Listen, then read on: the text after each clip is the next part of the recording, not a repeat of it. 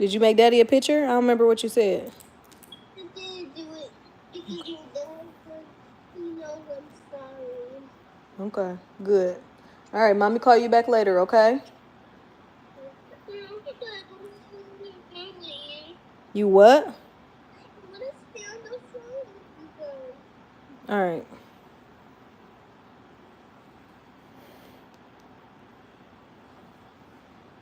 Can y'all hear me now?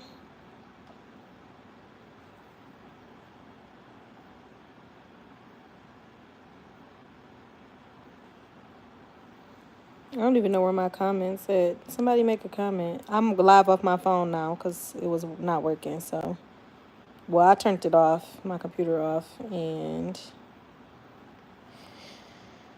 somebody comment something. If y'all can hear me or not. I don't see. I don't know where the comments pop up at on here on my phone.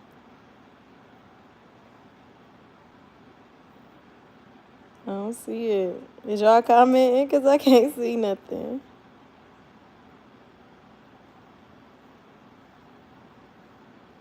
Wow.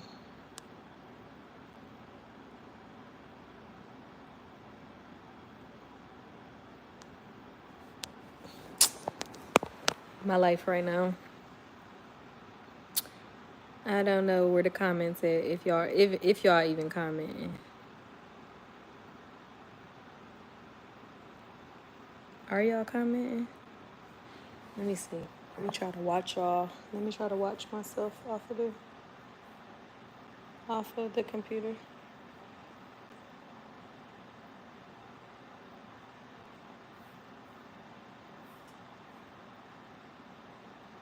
Cause I sure don't see no comments. Sound gone still? Oh no, okay, say you're good now. Okay, good. Okay. Alright, I can hear y'all now. I mean y'all can hear me now.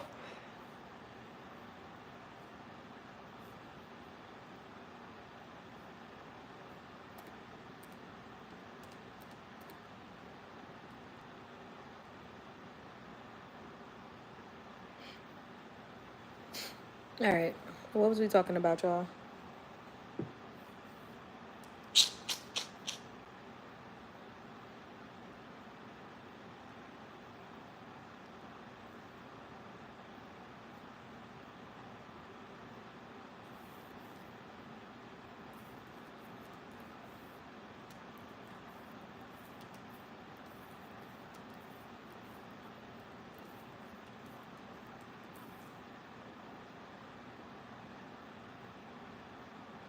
Yeah, like I said, what y'all been up to?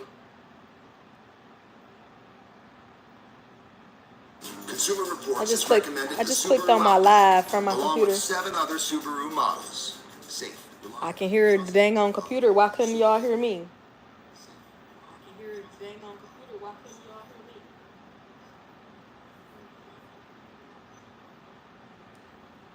me? Ain't that annoying? Anyways, what y'all been up to?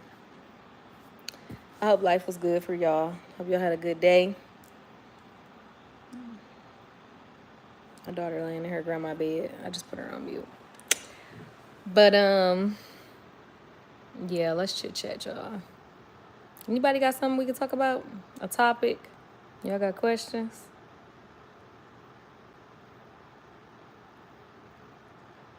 I know. Where you work at? You off for the next 2 weeks? You a teacher or something? Y'all see my face trying to act up again? I got a stupid bump right here. My face trying to clear up, but then it's always got to be that one person that come back trying to show off. Like, girl, go away. Go away. Go away.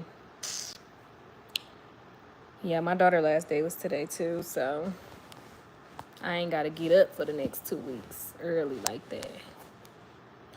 Y'all might be doing my friend hair when while I'm on live, cause she'll be here in a minute. And I need to go do something to mine. It's a mess. Finally wrapped out.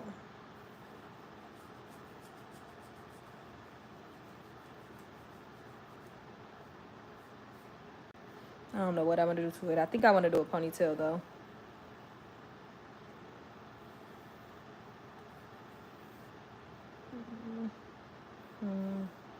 I don't know what y'all think I should do.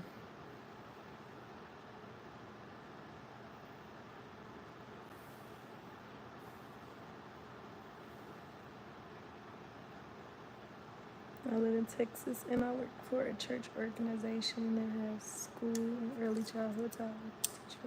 Oh, that's cool. Hey, JD. That's cool. So, yeah, like I said, practically a teacher because teachers are going to be out. Just like the children. Just like the children.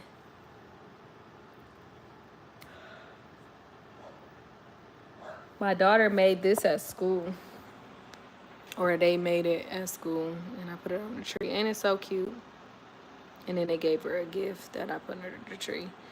Don't ask me where the gift's at, y'all. I'm going shopping tomorrow. I'm supposed to go shopping tomorrow. Do I want to go shopping tomorrow? I actually forgot that I'm supposed to go shopping tomorrow. I'm doing good, JD. How are you? I'm supposed to go shopping tomorrow. As I told y'all, so the way I do it is December 1st this is my tradition that I started last year. December 1st is when we put up our Christmas tree. The 22nd is when we bake cookies for Santa. What is it? The 21st. Oh, what is it? What did I say? Yeah. The 22nd we bake cookies for Santa and put them, sit them out for Santa to eat.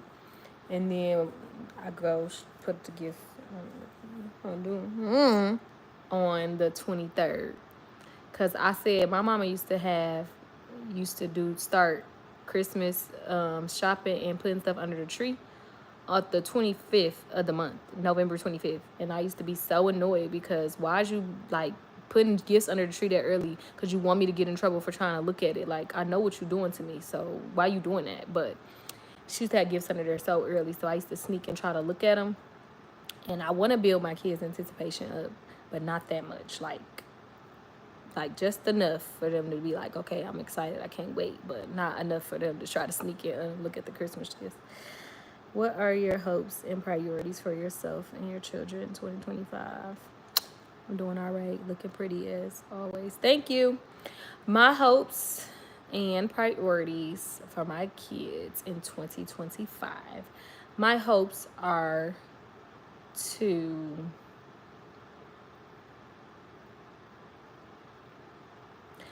build my platforms more and build a community because I enjoy talking to people. Like, I enjoy just helping people and just being there for people and talking to people. Like, that's one of the things that I always wanted to do. And like I told y'all, if y'all watched any of my other videos or my other lives, I always said I always wanted to be the me I needed growing up. And I feel like this platform is a way for me to be that for people, the me I needed growing up, because I never had somebody to like confide in or talk to when I was having a lot of problems and issues in my life. So I feel like me growing my platform and building a bigger community of people that may be going through the same thing, getting out of the same thing, or trying to get over the same thing is like, loving to me. I love that. And then for my children, they are already great children. I don't put expectations on them or goals on them. My daughter is already, a really good kid. She does good in school, and I mean, granted, she's only in kindergarten, so it's nothing really, I don't have like real goals for them. Just as long as they're always going to be comfortable with the, two parent household. I mean, two different parents house thing. Y'all know, separation and, divorce and all of that. I pray that they are still how they are now, just as happy and just, great kids. I hope nothing changes with them. I had no expectations for them. I just, pray over them every day and just hope that everything keep going in a positive direction. Honestly, don't see, no reason why it's not, because like I said, it's already going good for them. So you got mods for the lives. What is that? I don't know what that is.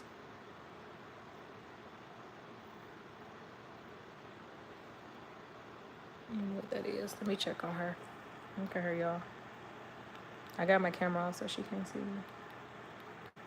I can't hear nothing either, so she must be just watching her iPad and laying in her grandma bed.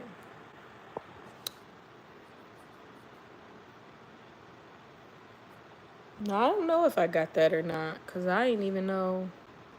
I haven't had no trolls. Thank God. Oh, I see it right here. Community modification. Let me see. Participate anyone. Message delay none. Blocked words. Yeah, I don't have one on here, but hopefully nobody come in here with that, because this is the Lord's chat. We don't need nobody in here with no negative energy and no bad vibes, because it's all good vibes over here, honey. So hopefully we keep it that way. Yeah, I see it. I just never haven't really had nothing to put on there. Oh, assign a moderator. It don't say that though. I see participation for anyone.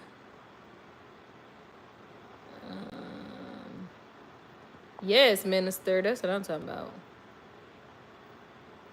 Community defaults. No, that's not it. Anyone participate? Message delay. Yeah, I don't see it. Because I'm on my phone, so it might be a little different.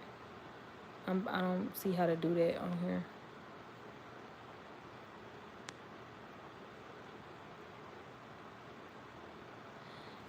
Y'all can join the live if y'all want to. Start a poll. Start a Q&A. Yeah, I don't see no other.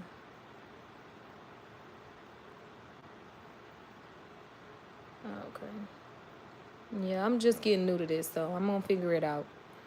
I don't know. Y'all think I should start going live earlier than this so more people can join? Because I don't know. What time is it where y'all at? It's only 6. What time is it here?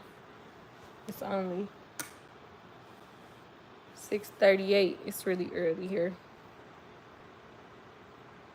Oh, tap the name. Add as a moderator. Okay, I see it now. I see what you're talking about. And then what that do, that just keeps y'all from having people in here or something, you said? Yeah, it's 6:38 here. I just got a tire rush. I got a wave of tiredness. Oh.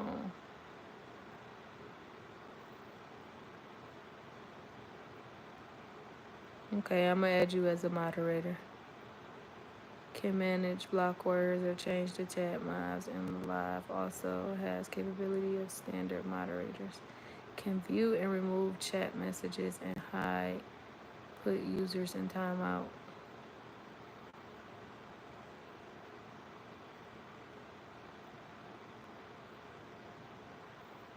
Hey, Sasha girl. I'm glad you're here.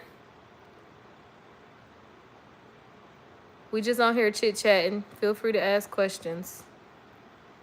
I'm 2 hours ahead of you. Sade, where you stay, Sade? Yeah, it's early where I'm at.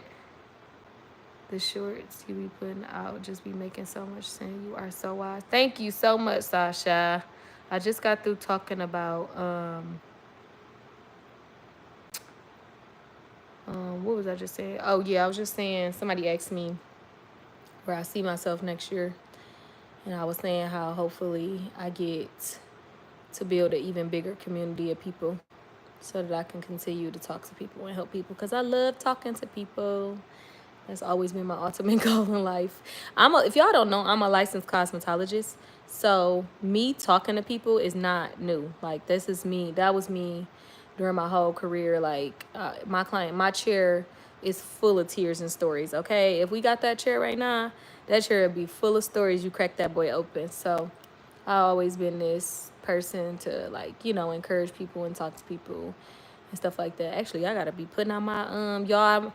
I know last time I wasn't slacking. I had videos backed up, but I've got them backed up. I just haven't done my voiceovers to them, so I gotta do my voiceovers. Yes, I'm a licensed cosmetologist. I just started back doing hair because y'all know I was a stay-at-home mom for 4 years, per my husband. That's what he wanted me to do, so that's what I did. Because he asked me to. Not what I wanted to do, though. Yes, Shannon, we back, girl. We back.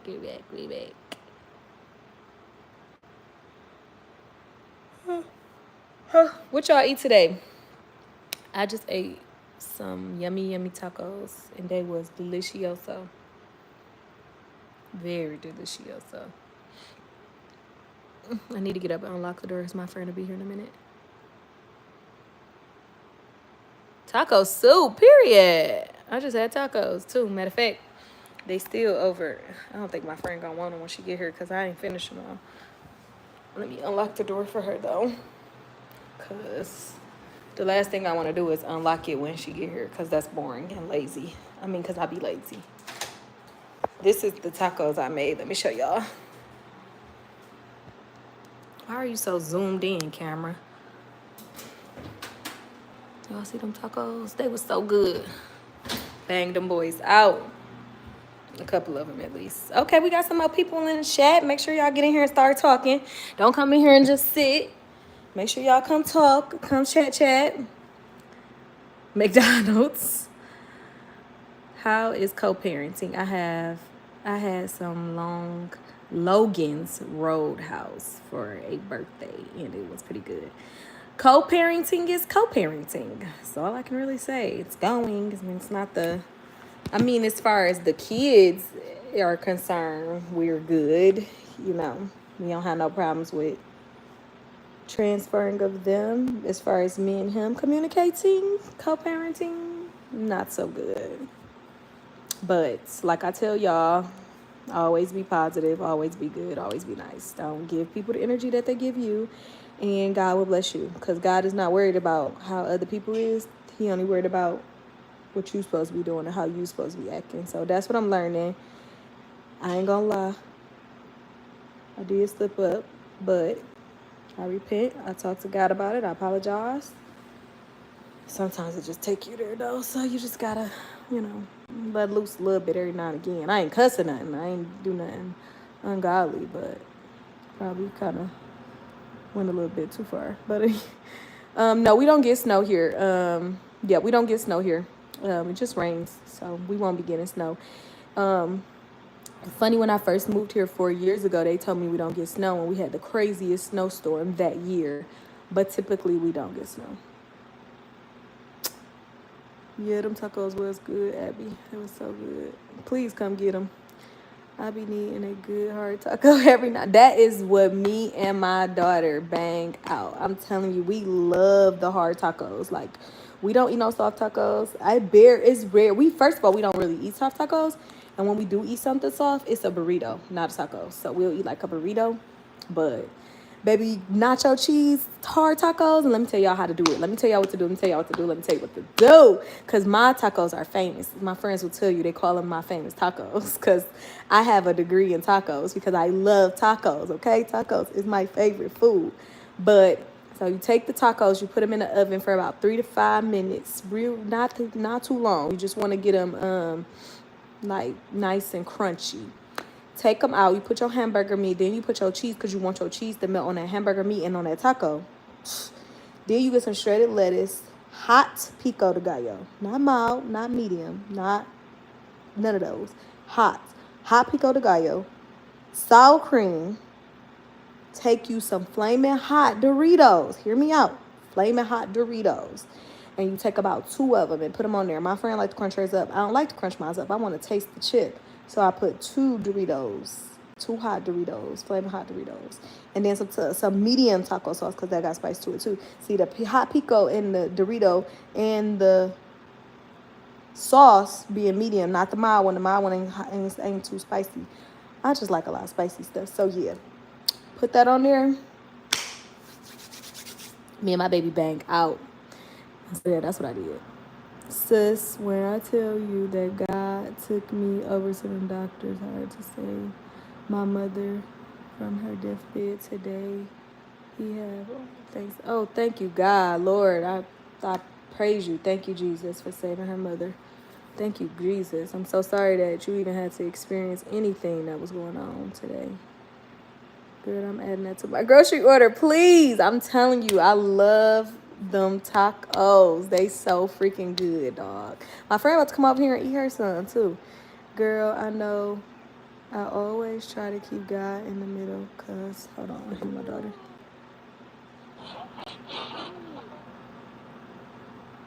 Okay.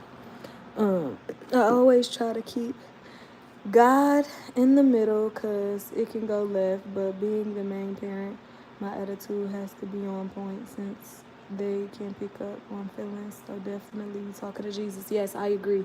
My daughters be knowing what's going on. If something wrong, they wouldn't. Well, my oldest daughter would know, but honestly, I've been doing good. Like I keep a positive attitude at all times, even when I'm conversing with him and he's being disrespectful or whatever the case may be, I never give him the same energy back because it's just unnecessary. And you can't fight fire with fire. You always gonna get a bigger fire.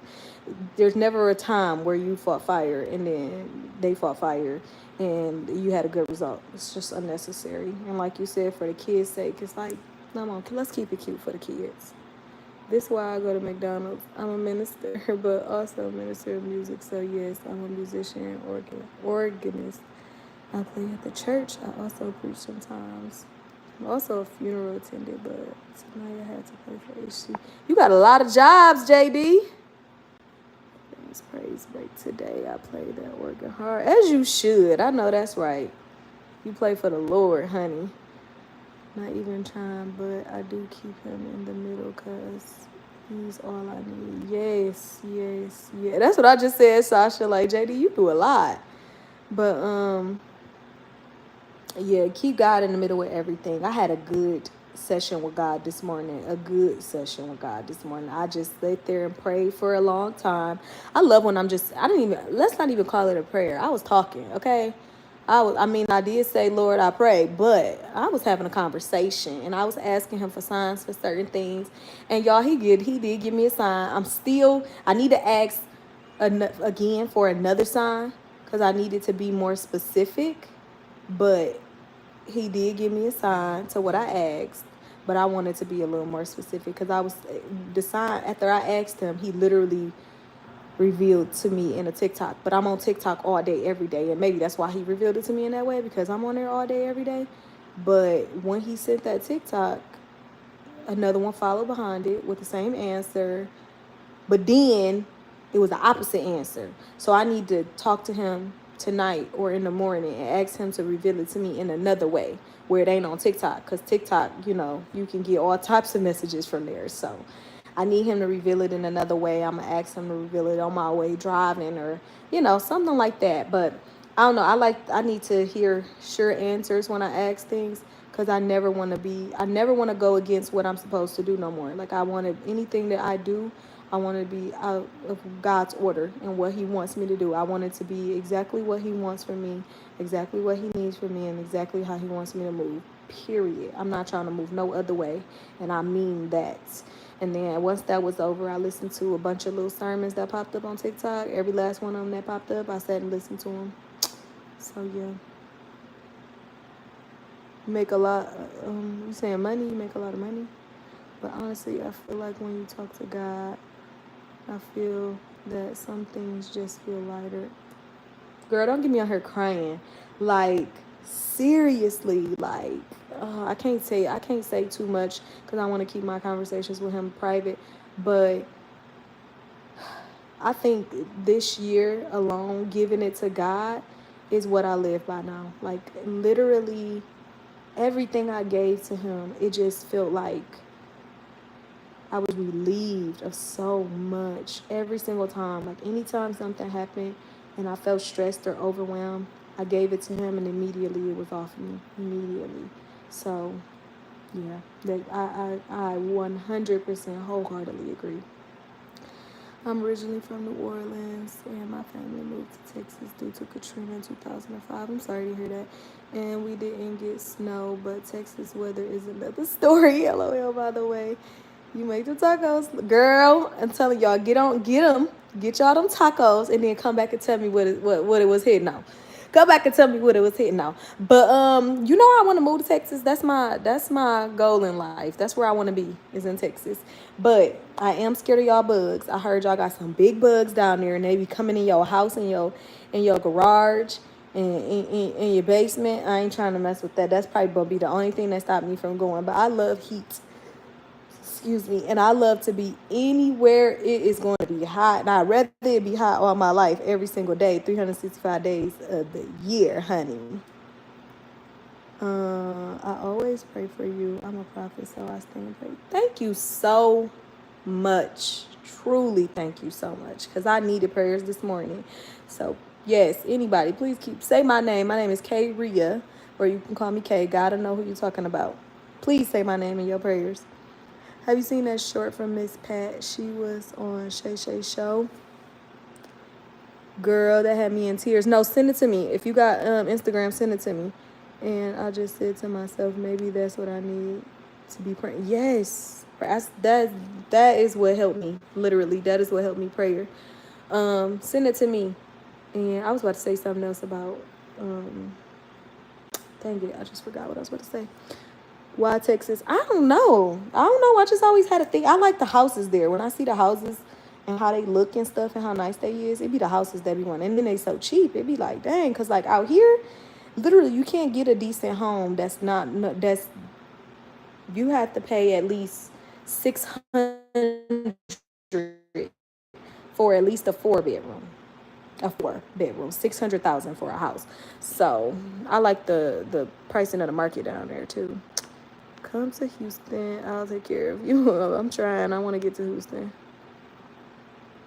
Yes, everybody, please put Shannon and her mom in y'all prayers. What's your mom name? Because I want to say her name in prayer when I go to bed tonight. I don't have a destination in Texas. It's just there. I don't care if it's Austin, Houston, Waco with Joe and Chip. I used to watch them a lot. Dang, I just remember what I was finna tell y'all, but then I just lost it again. Darn it.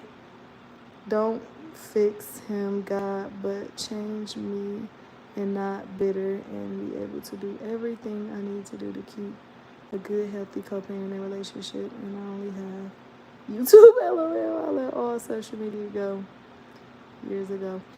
Okay, what's it called? I'm gonna look. Oh, well, yeah, what's it called? I'm about to look it up right now on my other phone. And Bryant. Let me write that down too.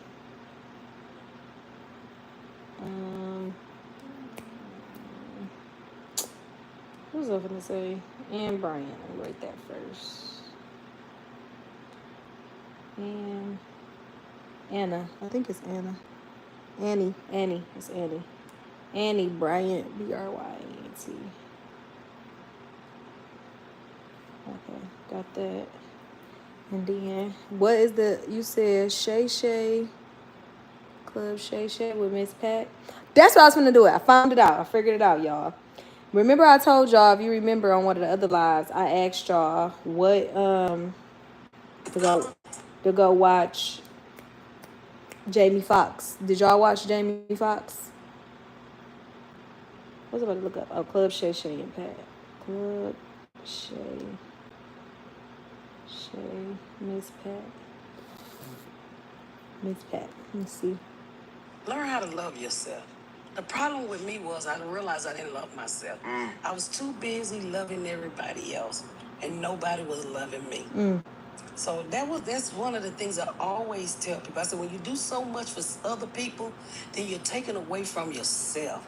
You gotta make yourself first.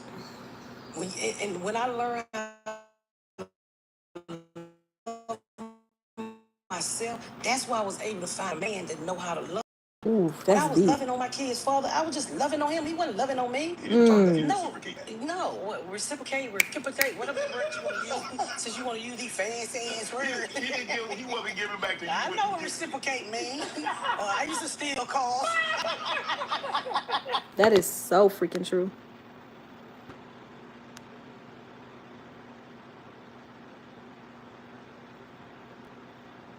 Okay, I'm gonna check it out, JD.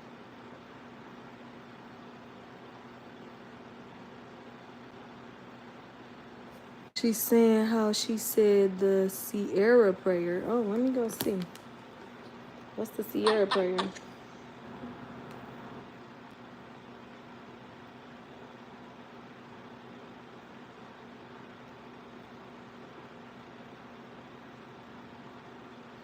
This is before Sierra, the singer, ever prayed that prayer for her husband Russell.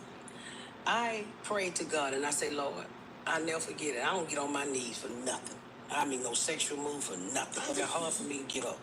And God know I'm lazy. I'm going to pray on my side. Right. I got on my knees and I said, Lord, I'm not asking you to change him. I'm asking you to change me. I said, I don't want to hate him.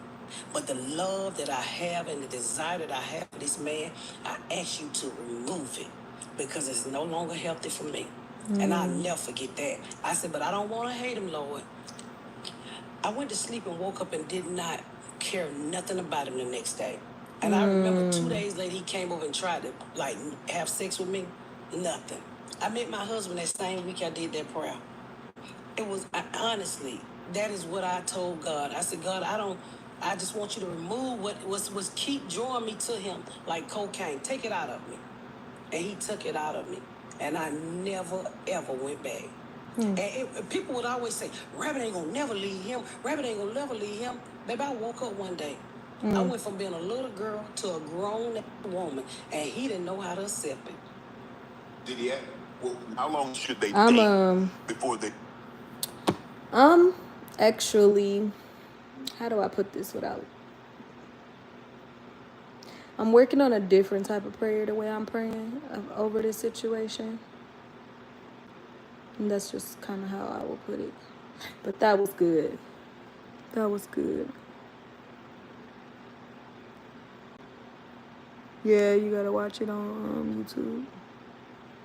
Okay, fell everywhere. Yeah.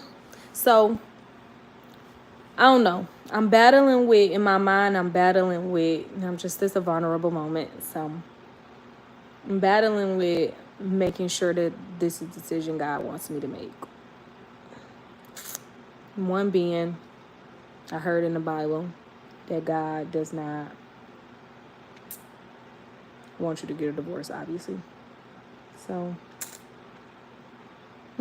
honestly don't know, y'all. So my prayers have been just reveal to me what you want me to do, Lord, and I'll follow. My problem is, not even my problem, but my thing is, I want to make the decision that the Lord is telling me to make, period. Like, that is my only, which is why I pray so hard for him to give me a sign and to kind of tell me what I should do, because I want it to be in the will of God.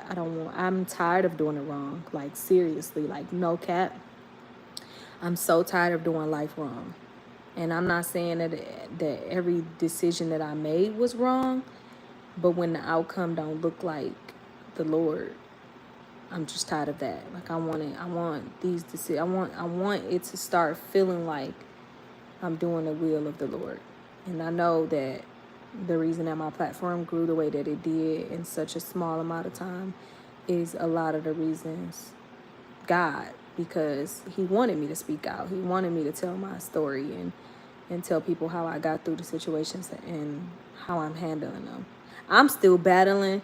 Y'all, I'm literally still battling God telling me to tell what's going on. Like, I literally battle with that all the time, because sometimes I feel like he's telling me, like, speak exactly what's going on.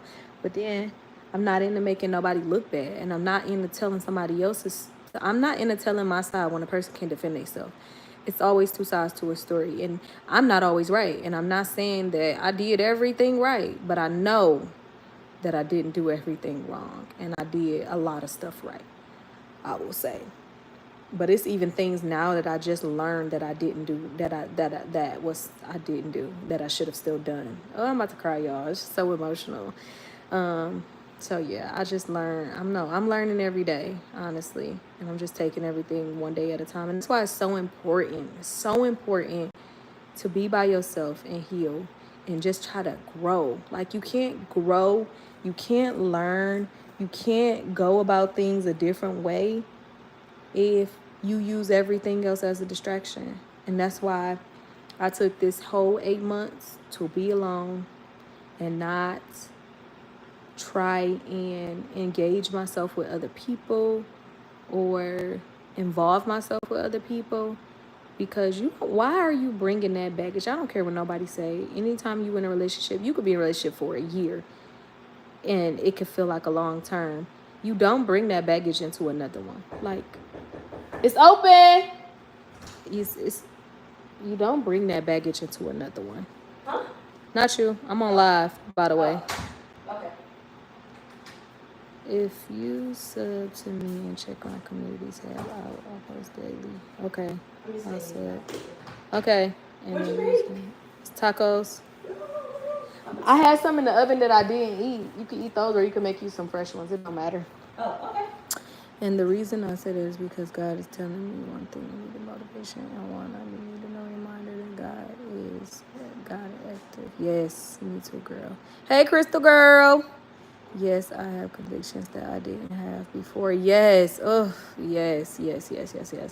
And I do want to live right. I know I'm not perfect, but I strive to be it. Yes. Everyone double click the screen and like the live because she the real one. Period. Y'all do exactly what she just said. But yes, I've been convicted lately. And vulnerable moment, I'll tell y'all what I've been convicted of. Because why not? I need to talk about this to somebody. When me and my husband would go through stuff, and I'm only going to speak on me because I have to say my part that was wrong. I can't say, oh, I did it because, or I should, I'm not going to do that. And honestly, y'all, please pay attention. That's not something you should do. Like, God will deal with him the way that God is supposed to deal with him. You have to take accountability for what you did and the part that you played in the demise of your situation, period. So I'm just going to say my part that I played, and I just got a conviction of it today. Literally, this happened today, this morning, when I told y'all I was up praying and stuff. When we would get into it about whatever we would get into it about, I stopped doing stuff. I wasn't about to cook. I wasn't about to clean. I wasn't about to do nothing. And what I mean, like, I was still regularly clean, but I wasn't about to do nothing for you. And I just found out that you're not supposed to do that. Now, sex, I would still do, but cooking and cleaning, I didn't do it. Now, and I didn't stop the sex until we actually separated. Once I said I want a divorce, that's when I stopped doing that part. But I did that up until I said, yeah. The ones that I had in the oven. Do I paper plates? I don't want to ruin No, it's fine, because I don't have no more. I got to eat some more. Oh, okay. So I felt convicted today. I was told that I was not supposed to do that. I was supposed to continue, my wifely duties when stuff got bad. So one day I'm gonna apologize to him for it whenever we get on terms where I can apologize for stuff. But because again, like I said, you have to understand that they have to take the fall for their own mistakes. They have to be accountable for their own mistakes. You cannot go into situations saying, oh, I did this because you did that. Like, that's not how it works. That's not how God teaches us to be. You have to be a woman be a woman of what you did, own up to it, and that. You didn't even warm it up. Huh? You didn't even warm it up. Is it hot? Is it warm? That's good. Oh, okay. I'm just saying. Is it? You like spicy because it's like really spicy? Okay, because it's spicy. I grew up on flash. Did you wash your hair? Mm-hmm. Oh, you did? Okay, good. Okay. How you feeling today? I'm I'm on live, so be mindful of what you say. okay. Okay. I'm okay. Okay. What time is the party tomorrow? 5. Okay. 5 to 8. God, Tiara. What? Because I like to be in the house by 5. You know I'm not an outside girl. Oh my God.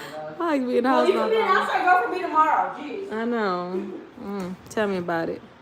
I just want to eat up here because it's so nice. Go ahead. You can. Hmm? You can, or you can sit right here. Okay. Just I don't, want never to lie. just don't spill nothing. Okay. Just be a big girl. Let's see. Where'd I leave I'm off surprised I'm at? not flat so much food today. Are you doing hair full time again? No, not yet. Only because I'm not comfortable with bringing people to my house and that's the only place. I'm waiting on my license. So I had got my license. I had got reciprocity from Michigan, which is where my license is originated from. And so they told me it was going to take months for them to send it out. So I can't actually go into a shop until they send me my license. So then they haven't done it yet. So once they do that, then I'll be able to go into a shop. For now, I just do people here in my house. And I only would do people that I know or trust, or like a friend of a friend who's like a close friend. It can't even be just somebody random. So then I'll do it again. God is about to turn it all around. Amen, JD. Amen. Hey, is it Thalia? Thalia? The Lord will, you can have some more if you want to. The Lord will give you a sign to move on, and it takes time to be strong enough to move on and know you deserve Is it okay if I better. bring some home for David? Yeah. Okay. But it's the you have to open the box is what I'm trying to say. Know you deserve better because you're raising young ladies who take, okay, you better know it. I just got through saying that to somebody else on the phone with. They was like, you don't dance no more? And I'm like, no, not like I used to. Not like, I wasn't dancing crazy, y'all. Just like, you know, I was in like a lot of dance teams at school and stuff like that. But I still don't even do that type of dancing. And I'm like, because I don't want my kids doing it, and I want to be a role model for them. So whatever I do, I want them to be able to emulate. If somebody say, would you want your kids to do exactly what you're doing or be exactly like you? Absolutely, because that's exactly what I'm trying to do. So I make sure I do everything appropriate around them, you know, appropriate generally. I'm trying to be appropriate in general, like, you know, so I want them to live the life that I'm living. Hey, Grateful Heart. What advice can you give for me to heal from a narcissist? Woo!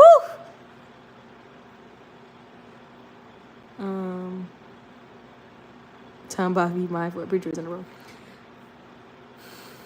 What advice could I give for you to heal? Are you fully out of that relationship? Let's start there. Are you out of that relationship? If so, how long you been out of that relationship? If not, when do you plan on leaving that relationship? I know I can admit what I've done, but sometimes you have to move on and forgive. If you are going to do it, then don't waste my time. I be praying for him, but sometimes I don't want. Oh, girl. I've gotten over the point of I don't want to pray for him no more. Like, that was me in the beginning. Like, at first, when I first started walking with God, I did not want to include him in my prayers. But now I enjoy including him in my prayers. He's in every last one of them. Every single day. I don't care how many prayers I pray. He's in all of them because they need the prayer more than we do. And that's just the gist of it. How are you going to, first of all, my thing is, it's so much different with this because I've never had kids with somebody. This is the first person I had kids with. This is the first person I chose to marry. So with one, you have to be around forever. I have to see you forever. My kids going to go to college. They're going to get married. I still have to see you at these different things. I have to be in your presence at some point all the time. So therefore, I don't want nothing but the best for him. And if it's not me, I'm okay with that. Like, if it wasn't me, then I'm okay with that. I still want the best for you. And I don't know if he even realizes that or not, but it's like, I want the best for you. I want you to be absolutely healthy and well for the rest of your life, for our children. Like, my kids need a dad. They need their dad. And they love their dad. So therefore, I don't want nothing different but for you to be well and okay for the rest of your life, period. So I'm past the point of not including him in my prayers. I enjoy including him in my prayers, and I include anybody around him in my prayers as well, because whoever you around ultimately have to be around my children. I need you to be prayed over too. I need God to be protecting you too. So in case my children are with you, then I know that whole situation is protected. That whole car is protected. That whole house is protected. That whole everything. I need it all to be prayed for. I need God to cover it all. Anytime my children have to be in the presence of somebody or be around somebody, they got to be prayed for. So yes, start being excited to include them in your prayers, because again, your kids got to be around them. Yes, said it perfectly. Thank you. God bless you. Grateful Heart. Love your nails. Thank you. I love these nails too, y'all. I love a good brown, honey. I loves a good brown. Loves it. I really do. I love a good nude brown tan. That is my color. I just put so much stuff in my Shein cart that I'm dreading cashing out because it's $300. So I'm asking the Lord to supply that $300 so I can get my stuff out my Shein cart. But I just put a bunch of like brown and tan. I just put a bunch of brown and tan stuff in my Shein cart. I cannot wait to cash it out. Oh, you did? Yes, I have to show you. Put a bunch of, I don't know. I don't want to know what you put in your cart because you always got something in your cart. She always got something in her cart. I'm currently going through what you post about everything on YouTube. You need guidance. Workout clothes. Because overall that's my son's father, and I don't wish bad, just that he would open up the way to the Lord so he can heal, because he holds on to too much stuff. Girl, I felt that whole message. That's exactly that's why I'm praying it away. I'm praying them demons away, baby. Open them up. Open them up. Open them up. That's all I can say. No, he broke up with me 3 days ago. Okay, so it's super, super fresh. Do you got Instagram? I'd rather you DM me so I can actually talk to you about it. Thalia. You DM me if you got Instagram. You have to pray. Yes, ma'am. Hey, Kay. It's your broken bones twin. Hey, Brenda girl. Hallelujah. Yes. I've been seeing your shorts, and I'm definitely going through my own trials. And I enjoy your perspective. I'm so glad I could help. I'm so glad I can help. I'm brown. Thank you. Blessings to you as well. But because of the sun, I'm crisp. I don't have Instagram or any social media. Is it a way you can message people on YouTube?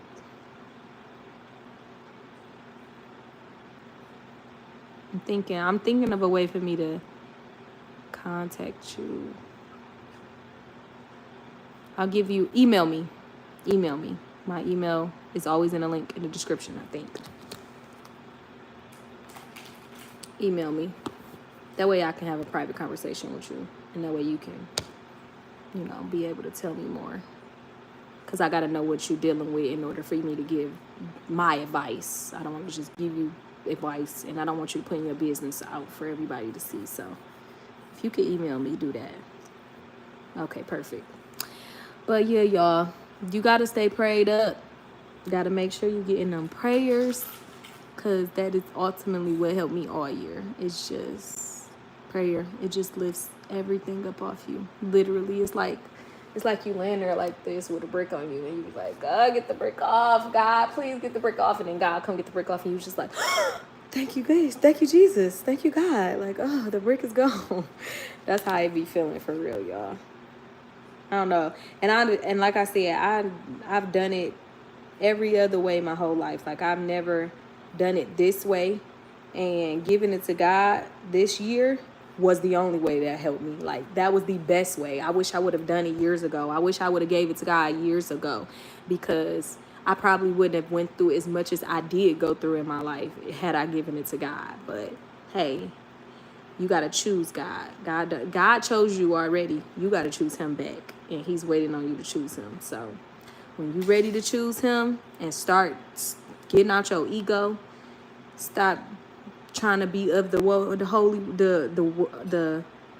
do they call it? Is it the worldly world or whatever? I don't know how they say it, but when you start to only care about what God think about you and stuff like that, nothing else matters. Like, for real, nothing else matters, y'all. Nothing else, matters. Let me tell y'all why I keep burping. I'm gonna tell y'all in 1 second. Some men like to have it that way. Girl, yeah, just about all of them. All of them fools. Sorry if that's a bad word to call them, God. But yes, just about all of them. They want to do it what they want, when they want, how they want. And they don't want nobody to tell them what to do. Are there any senior citizens on here? That was a good question. Is there any senior citizens on here? Y'all know I love me a good senior citizen. I'm so sorry, Talia. I'll make sure I include you in my prayers. I got you and Annie. I'll be including them in my prayers tonight. I wasn't a mistake that I am now. After COVID and just growing up, I realized that I needed to be in the house of the Lord Sunday and tune in on Wednesdays because it's my strength. And honestly, I'm not really connected to the church that I go to just yet. I want to find a black church. Sorry, but that's what I grew up around is black churches. And this one it's diverse. It has black people there, obviously, but I'm not connected to it, and I would rather be connected to it. I've never been to a church so big. This church is huge. I've always been to like small family type churches. So I want to find a church that I'm connected to. But I said that to say you still can praise the Lord at home. Like, you literally can get in your Bible. I turn on a good sermon.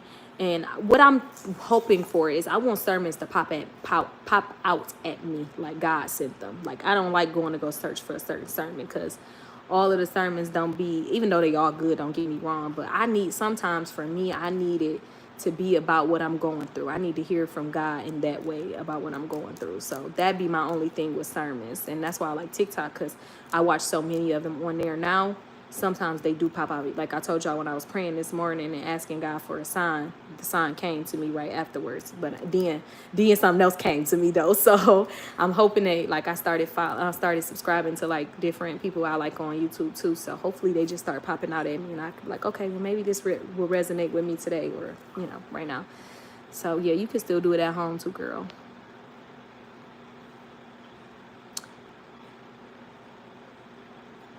Hard times, prayers can do so much. Right, me, I got an old soul too. Okay, what age is senior citizen? I think it's 61. Girl, let's not get on a jealous man. Ugh, terrible. You 54? Period. You should feel like you're 45. Y'all know I have a lot of older women follow me, and I love that. I love older people. Y'all don't even understand. I talk to my grandma every day. She's 91, and I talk to her every single day. No, what's PMJ? No, wait. That sounds familiar, but what is it? What was I about to say too? I was about to say something. I forgot. You about to get some more? Are you ready? You about to get some more, or are you ready? You can make some more. Maybe I'll do one more. Go ahead. What you telling me? You might not come along. Yeah, why are you asking me stupid stuff, Tiara? Pastor Mike Jr. No, I don't know Pastor Mike Jr. I haven't heard her. But y'all know one that I like? I should subscribe to her. And that's because all of her TikToks that pop up, they have been so good. And they've been hitting on point. I'm finna show y'all who I'm talking about because I subscribed to her recently. Her name is Joyce Myers. Her. Well, I like Joyce. You like Joyce? Mm-hmm. Yeah. I've been watching her for years. Yeah, I've been watching her on TikTok She recently. actually came here a few years ago. She did? She did? Mm-hmm. She came here like 6 years ago. We all went to go see her. I've been liking her recently. Her little TikToks been popping up, and they've been hitting on every point. So, yeah, I've been liking her. 68. Hey, Jam Jam. I love me a good senior citizen. Yes, honey. I just literally got off the phone with somebody, and they were saying how they about to get a Christmas gift for their grandma. And I'm like, oh, you got a grandma? And that sounded so stupid, but y'all know what I meant, because, a lot of grandmas don't, be still in the world with us. And so, because my grandmas, one of my grandmas passed away. My dad's mom's still alive, but she's sickly. But I was like, oh, you got a grandma? What you getting her? I love older people. Like, I love older women. Like, I've always clinged to them. Even when I first moved here, my first friends were older women. They were like, the first one was like 40-something. Then the second one was like 60-something. Those was my first friends here, literally, when I moved here. So I love me some older people, y'all. Yes, Joyce Myers. Huh? Yeah, she's. Yeah, everything in the refrigerator.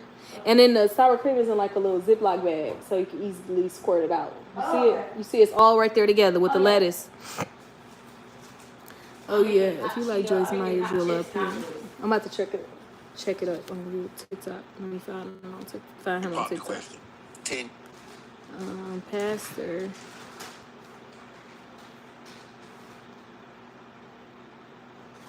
P&J.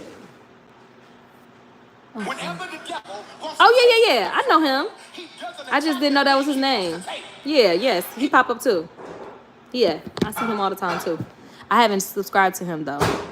Joyce, I mean, he be hitting, don't get me wrong, but I think it was the points that I was, like I said, I like for it to be about what I'm going through. So I kind of, that's why I subscribed to her. Yeah, that's Pico. I used all the cheese. It's more in there, I think. I'm 62, and I seen the gravitate to young people that speak with wisdom. I say 50 because most places will give you a serious discount on certain days. Yes, I seem to gravitate to older people, and that's because I got an old soul, and like you said, I do kind of speak with a little more intelligence than most people my age. So, just the baby, that me, LOL 26. It's okay, Sade. It's okay. Hey, mamas, I've been following your journey and need some help. How are you able to detach while co-parenting? Whew, that's a good question. Are y'all still in the house together? How long have y'all been separated? Candy. No, it's in, not that. Oh, not this It's one. in the cabinet. This one? Nope. Right where the bow at. Under. No, other side. You see it? Oh, these ones. Yeah, you see All right, it? Is it one put it on open? I already put it on there. Oh, you want me to open the other one? I can open it for you. Okay. This one. Yeah. Sorry. You're okay. Bother your life. You gonna be one of them people in there too.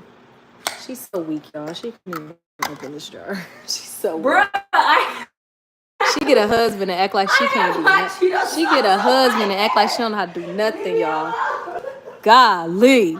Y'all see me crack that open with no problem. Quick and hurry. No, separated. Been together for 10 years, 2 kids, and pregnant with our last. I'm so sorry. How long y'all been separated? And you said y'all not in the house together, right? Are y'all in the house together or no? And how long y'all been separated? You said separated. And yeah, how long you been separated? Sorry that you have to go through this while you're pregnant too. It's the last thing I would want to go through while I'm pregnant. And honestly, I'm gonna give you the best advice as I can, but hormones will make you do whatever you want to do. Mentally, who does? Mentally, same. I think you meant to say same people who does. What you trying to say? I'm reading it, but 3 months or so living separate households, and you said you want to detach. I'll just tell you, I can't give, because I don't know your situation. I can tell you what I did and, what happened for me. When I asked my husband for a divorce, we were in an apartment and we bought a house. We had just bought a house. So he moved into the house and I stayed into the apartment for until the lease was up. And it was 2 months. So that was easy for me to detach. I stayed to myself. I honestly didn't call him. I didn't text him. I didn't communicate with him unless it had something to do with the kids. So it was practically easy for me. And I've told y'all this on multiple occasions. Y'all asked. My husband never fought for the marriage. He never was like, oh, I want to work this out. Please come home. He would say come home, but it wouldn't be like, baby, please come home. I'm sorry. I want to work this out. No, it was like, you need to come home, like that. So nothing ever made me feel like, okay, I can go home or, we can work on it. He never tried to fight for me. He never tried to get me back, win me back. So then I had to move into the house because our lease was up. So when I moved in, same thing. That's all I'm going to say. I'm not going to get into no details, but he did not try to fight for me. He did not try to get me back. He did nothing, absolutely nothing. So it was easy for me to detach from him. And then he started the hatefulness. So he started, being disrespectful and stuff. And once that started happening that's when I started to be triggered. And the only thing I could do was turn to God because I had no other choice. I have nobody out here. I didn't have friends or family I could run to or nothing like that. So I just started to pray. And that's when I changed everything. I stopped cussing and I just stopped doing everything that wasn't of God. And I just got into prayer, and that's what started helping me. I just prayed about it, and it took a long time for God to answer my prayers, but it was on His time and not mine. He had to make sure I was ready to receive the prayer, to receive the blessings He was about to give, and He had to make sure I was ready to actually be strong enough to do what He wanted me to do in that time. So once that happened, you know, it kind of just went from there. And ever since, I've been okay. Like, I had my moments or whatever. Because honestly, y'all, that's not a decision that I wanted to make. I never wanted to be without the man that I had children with or decided to marry. Who wants to? Who literally wants to? It's just when you left with no choice, and it's like you're growing, but the relationship isn't growing. Like, you're changing, but the relationship ain't changing. I'm not the same woman I was 7 years ago, 8 years ago when we met. I'm not the same woman I was 5 years ago when we were together. I'm not the same woman I was after our first child. And I'm definitely not the same woman I was after the second child. So when you're growing and your partner still wants to kind of keep things the way that they are, it's going to be hard. And I tried it. Don't get me wrong. I didn't just up and leave and be like, no, I can't do this. But it's like, he left me with no choice, is what I'm going to say. He left me with no choice, so I had to make the decision that was best for me. My whole 4 years of being here, I catered to him and my children. It was always about them. I didn't have a job because he didn't want me to work. I didn't go out and hang with my friends much. I was literally confined to my home just about majority of the time. So I was tired. Like, I was just tired of being in shackles, honestly. Like, I didn't get to do nothing or experience anything since living out here. So My butthole's gonna burn. I was like, yeah, it's good. It really is. It's good though. I know. You look like it's good. It is. You like my little creation I made? Yeah, I do that too. Hot chip nachos. Yeah, I always do that. So good. So yeah, it was time for me to start focusing on me and my needs and what I want. I think that's what God wanted me to do. And honestly, y'all, I think because I lost sight of God before I had moved here. I was going to church every Sunday, and I used to pray. Now, my relationship with God wasn't strong, but I knew who He was, and I lost sight of Him in these last 4 years living here. I lost sight of Him. Like, I didn't pray as much, obviously. Like, it just wasn't good. And I think God separated me in this moment to, one, find myself again and make my way back to Him in a different type of way so that He can show me on the route that I need to go. So that's kind of how I got separated. Hopefully that wasn't too long-winded and you got the picture I was trying to paint. That's a good question indeed. Yes, it is, girl. It's so hard. Sometimes I feel stuck because I'm 7 months in the waiting room of life. Ooh, girl, I know how you feel. Give it to God. Whatever you're feeling, especially now in the time where you need to be healthy for that baby. Ooh, I'm an empath, so I take on people's emotions and feelings. But in this time where you need to be healthy and everything for that baby, you need to give it to God. Everything you feel, your emotions, you lay in that bed and you cry your eyes out and you say, Lord, take this pain away from me. You pray over your husband still.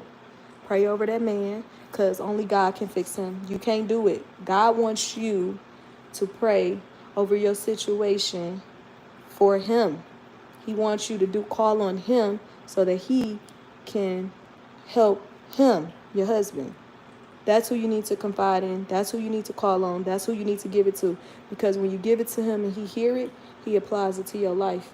And He fixes it in the way that it needs to be fixed. So in this time, you pray over that man, you pray over that baby, you pray over them children that you have now, and start working on your relationship with God. I don't know how strong it is or isn't, but it needs to get strong in this moment, because that is the only person. Another big advice I had to learn, stop gossiping. Stop gossiping. Stop telling everybody what's going on in your marriage and stuff. Stop. I didn't do that in the beginning. Like, when I was going through all this stuff with him, I didn't say nothing to nobody. One, I wanted to make sure that was the right decision. Leaving him was the right decision. But I got convicted of that too. Like, even though I'm not sharing it I'm really good at it. I don't share my situation. I don't. But I will tell certain people certain things. And I just got convicted of that as well. I cannot share these things. This is not for other people to know about this, which is why I don't come on here sharing it as well. I need to let God do what he's doing. And I don't need my mind convicted or changed because I'm listening to other people's opinions. Even though I'm strong enough to go my own way and do things my own way, it's still whatever you do with your husband and make it right with your husband. Only and in the beginning I need people because like I said, I was out here and I didn't have nobody, and that I was going through, I need financial and other support in the beginning. So I had to tell people certain things, whatever the case may be. But now I'm not speaking a word of my situation to nobody. Like I have to let God figure this out. I have to talk to him about it and let him do what he needs to do in the way that he needs to do it. And everybody else's opinions is just gonna hinder the process or hurt the process. We not doing that. So make sure you praying over that situation, praying over them babies, and praying over that tummy. Let's see.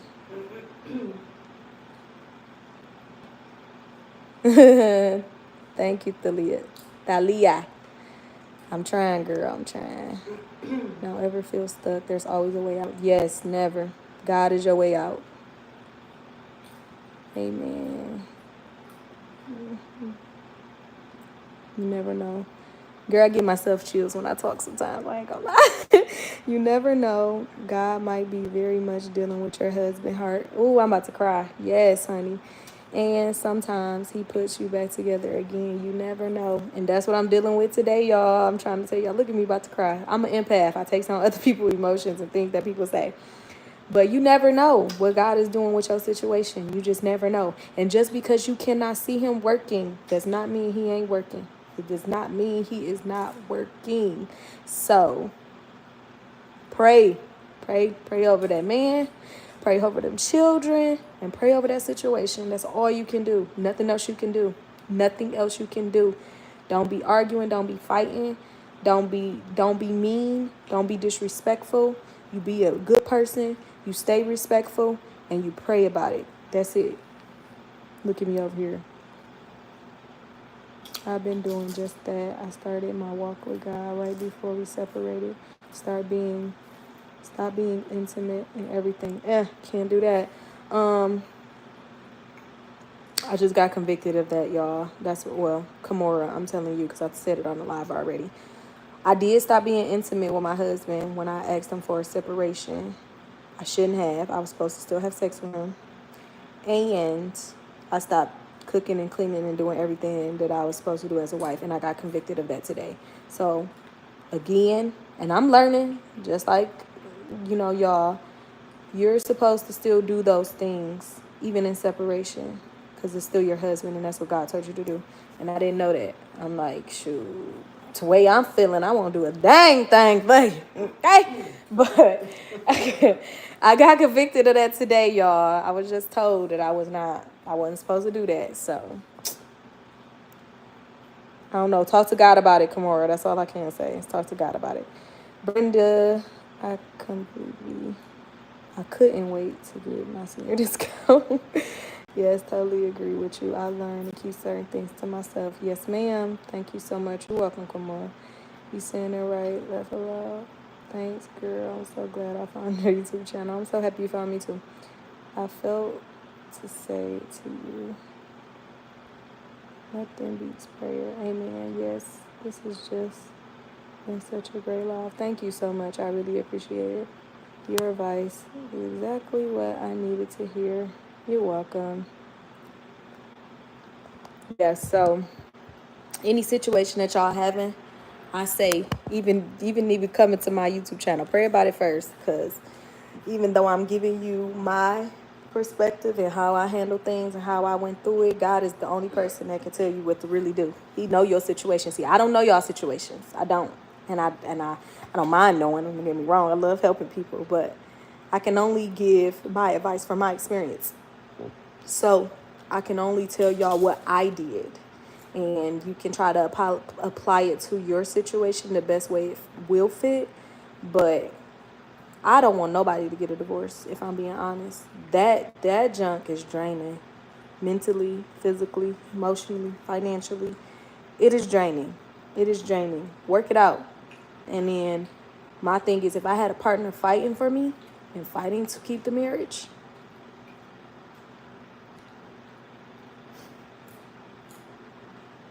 I would have did it. I would have kept fighting.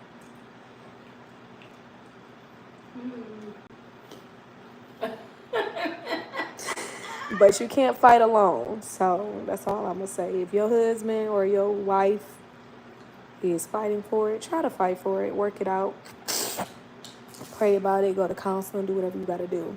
But you can't fight alone. That's all I'm going to say. If you're the only one trying to fight for it, then you got to do what you got to do. That's when you really turn to God. Because then you got to be like, God, can you get him to fight or something? But that's literally the only way. Thank you, Snob, for life. I appreciate you. My children said this because I didn't look like or act like a senior citizen. I should be. Oh my God, y'all still on the senior citizen. I'm in a similar situation, also wanting to detach from my child's father, but he wants toxicity in the relationship. I just want a co-parent. Okay. And he doesn't, so he chooses not to be in the child's life. Pray about it. God can change him. It's the only person that can do it. I know you're gonna get tired of me saying that, but shoot, literally, that's the only thing that helped me. God will fix him, okay? And if it's meant to be, God gonna show you that it's meant to be. But nothing else you can do but pray about it. In Jesus' name, she said the devil is a lie. But yeah, y'all know I love getting on here chit-chatting with y'all. I'll probably try to do another one. Maybe I'll do, okay, Detroit. You ready for them Lions on Sunday? I'm so sad. Last week they lost. They lost because of you, Tiara. What I got to do with it? You didn't turn it on. I was at church. No, it was after church. Because I went to church too. You left early. I left early to get the girls. Oh my God. The game didn't come on till 1. We got out of church at 11. I don't even know nothing about the Detroit Lions. That's not the point. You should have turned it on. I like the Seahawks.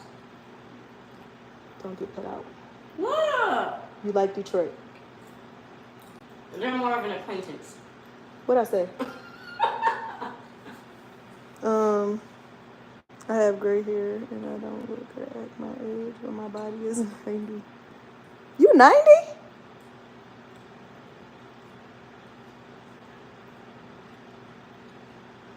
You 90? I know if David tried to eat these, he'd be dying right now. Yeah, David can't handle that. He could I ain't leaving yet. Oh no, I don't do sriracha. Girl, we was having a good conversation. You're going to have to watch this live back, Blessed and Beautifully Blended. You're going to have to go ahead and watch this back when we get off, honey, because we had a good conversation. Ain't that right, y'all? Laugh out loud. I was at church. She was praising the Lord. You can't be mad at her. I was at church with her. She's lying. I was at church with her. And the game came on hours after we left church. So she could have turned the dang game on. Oh, okay. I thought you was saying you was 90. Oh my gosh. Yes, Lions, let's go, Lions, let's go. What football? Do y'all watch football? And if so, what football team y'all be rooting for? Y'all better say the Lions. Seahawks. Tiara, you want to get put out before you get your hair fixed? You didn't put me out. Do you want to get put out?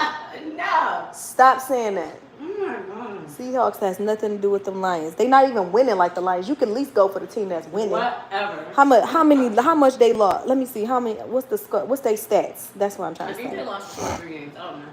No, they probably lost more. I don't think so. What is the Seahawks? I'm definitely washing my hands. This is ridiculous. Yeah, my head's always red for a couple of days. What day? Stat. What's the Seahawks stats? They got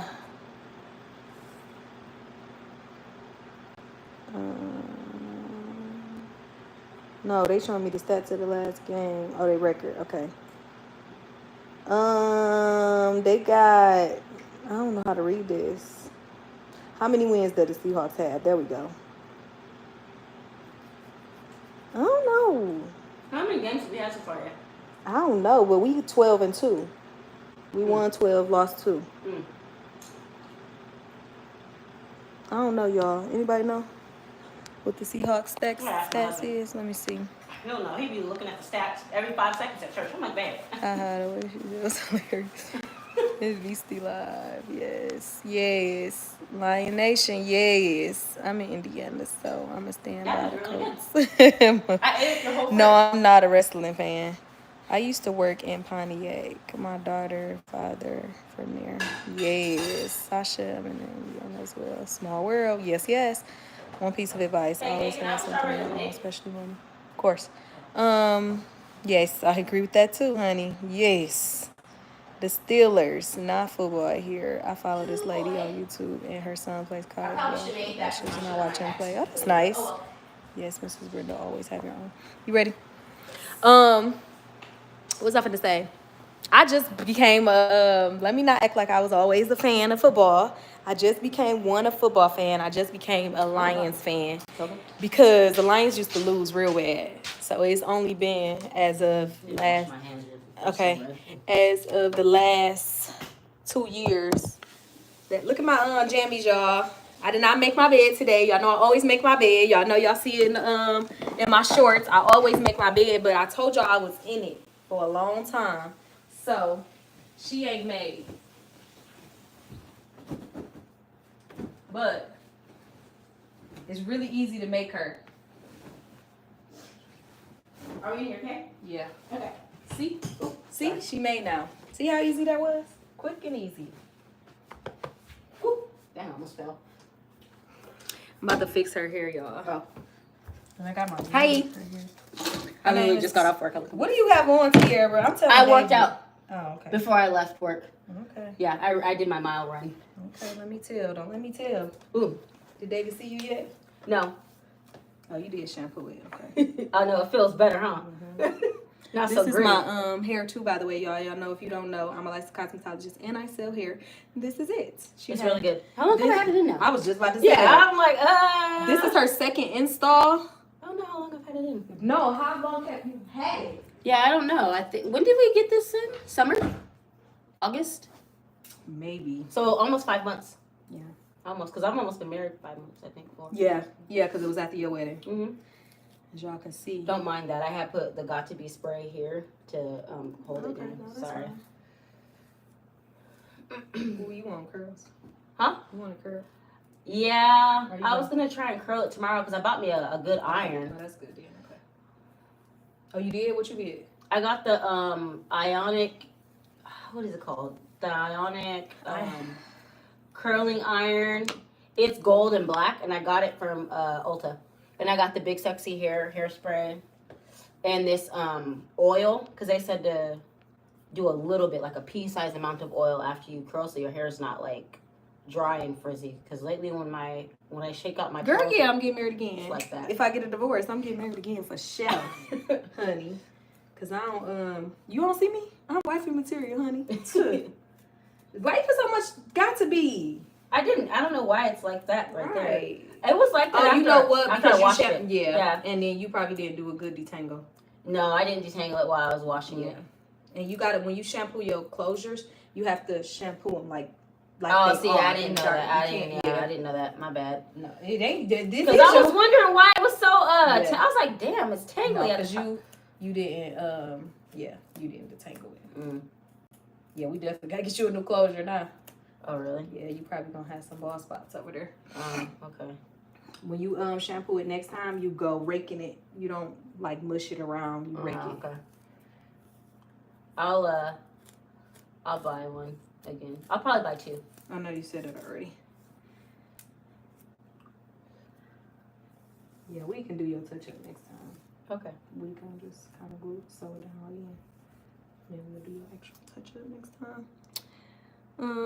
Like a full touch up. Talk about your divorce is coming, trust me. Okay, let them know I'm wifey material. Andy is, honey. Yes, ma'am. Yes, ma'am. This is a wife over her. Okay, you put what got to be. And you know another thing too? I think that's what I'm gonna do because turn this way. Turn your body this way. I think I'm gonna pull these out and braid this and then attach it to here if I can. Oh. You know, your hair done grew. I know. It's growing out a lot, which is good. But... even if I was to like sew it right up here, it's still gonna slide back because your hair grew. So I'm trying to see if I could pull this out and then put a braid here and then pull it up and attach it to I see what you're saying. So I got, it might hurt a little bit. I'm trying to pull a couple little pieces out. Oh, you're good. If you got enough for me to pull out. Now your hair done grew. Yeah. Y'all got what I was trying to tell her I'm gonna do? This is, she forgot to do glue right here, so. Oh, nothing. She just always got me having to vacuum to clean up something off the floor when she come over. Every time. Hey, I try my best. We work with what we got. Mm-hmm.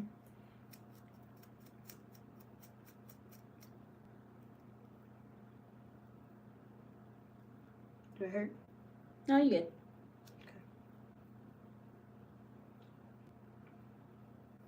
If I want me to end the live, let me know, because I can't kind of look at it too much. Oh, look how much our hair grew.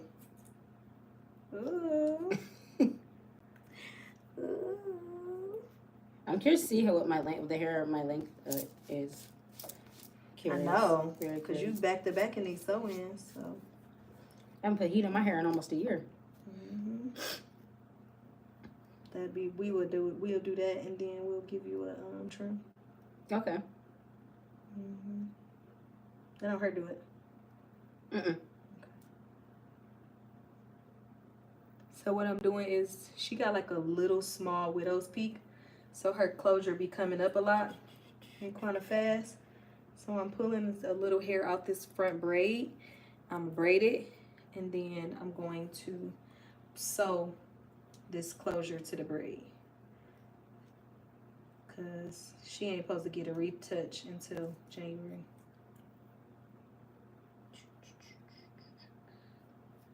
Try not to frown my face on live. It's like, all you gotta do is keep looking at yourself. I don't know why I'm so awkward in front of your camera right now. I'm like, She started her YouTube channel too. Why you ain't tell them so they could subscribe? Duh. That's what you're supposed to be doing. I know, but I don't like to do that. Girl, bye. If y'all, she is in a, what do you call your relationship?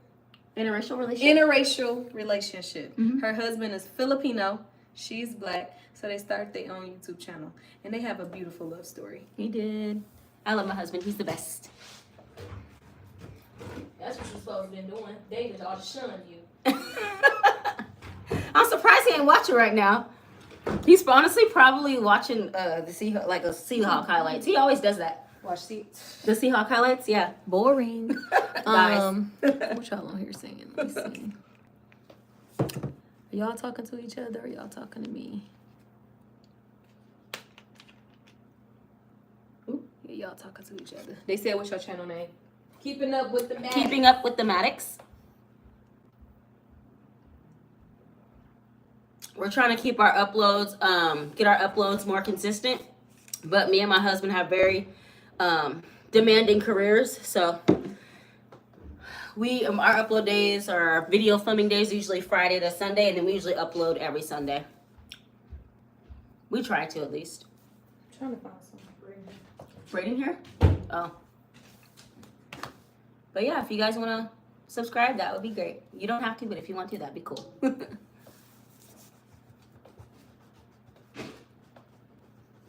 I can't lie, y'all. I don't be watching their videos because I know exactly what they're going to be talking That's about. true, she does.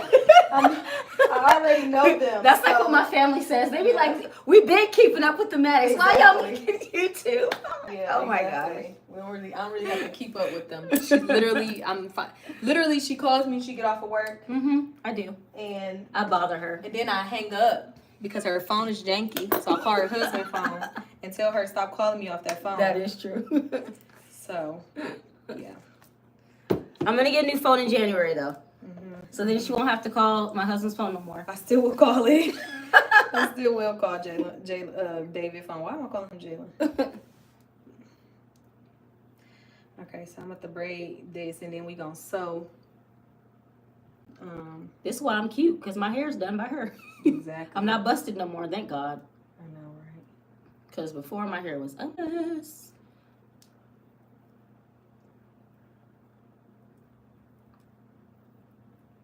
Anytime somebody always asks me, who does your hair, Kay? How many people have I sent you so far? I think like, 2. Yeah. Yeah.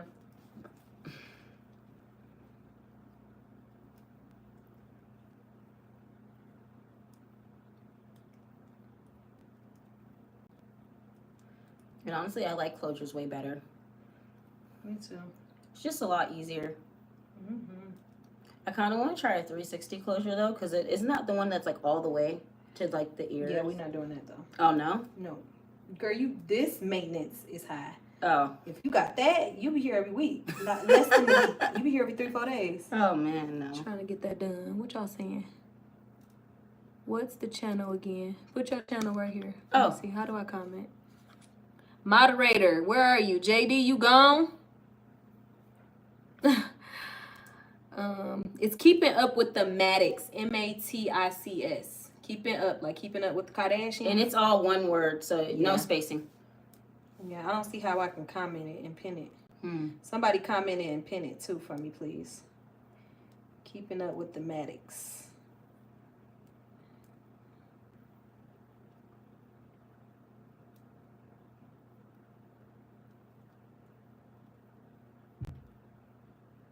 Did you find a sweater for tomorrow?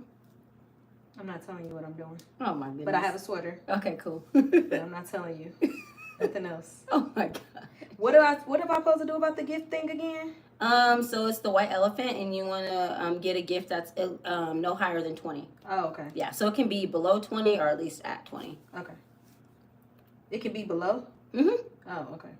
Yeah, the limit is 20. Okay.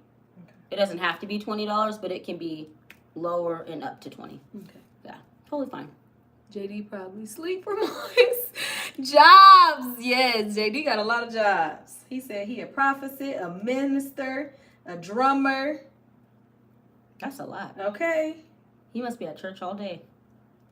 Mm-hmm. Thank God. Somebody got to do it. True. My braid crispy, even though it's a little raggedy braid. Oh, somebody said what? Keeping up with the Matic. No K. Take the K off. Funeral director. Right, funeral director. He was everything, y'all. He said he had 11 jobs, honey. Spell your last name, Tiara, for them. Matics. He's Filipino. That's a Filipino last name. Mm-hmm. Well, it's actually European. Is it? I don't know where that one comes from. But, Right. Is his family coming too? Mm-hmm. They'll all be there. Oh, Lord. I got to put on a cute face. It's a holiday party. We're having a holiday party tomorrow. My husband and I are throwing one. It's our first holiday party married, so you know we have to. As you should.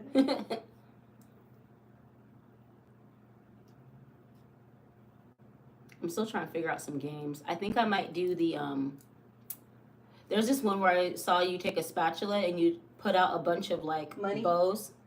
Dang it. And then you have to scoop the bows into the no, ball. they got one more money too.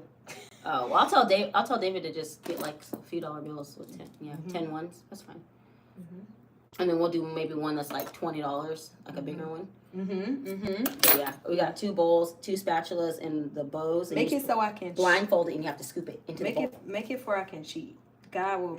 Girl, I don't know how you can cheat at that. Just make sure the blindfold ain't all the way on. Oh my God. I'll pray about it later.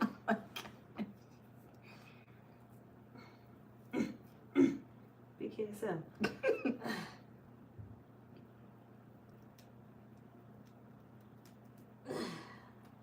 go. Get up there. Get your butt up there. You want me to hold it? I can. I just need to push this braid in. Oh. There we go. There we go. Okay.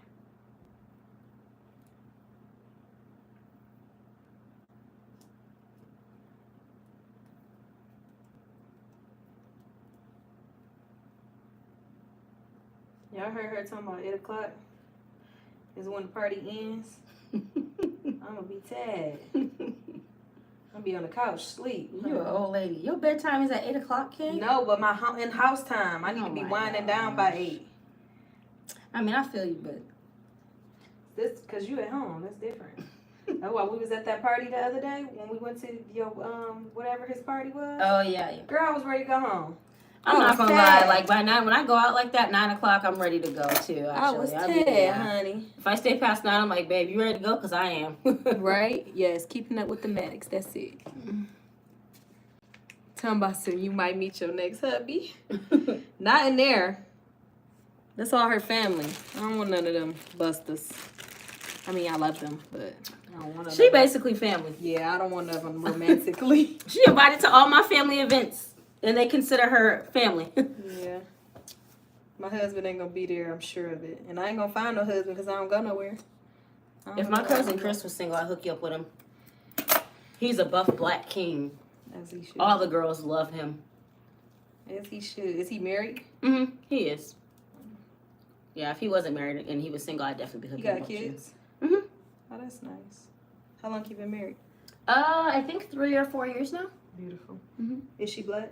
Mm-hmm. She's mixed, white and black. Okay. Mm-hmm.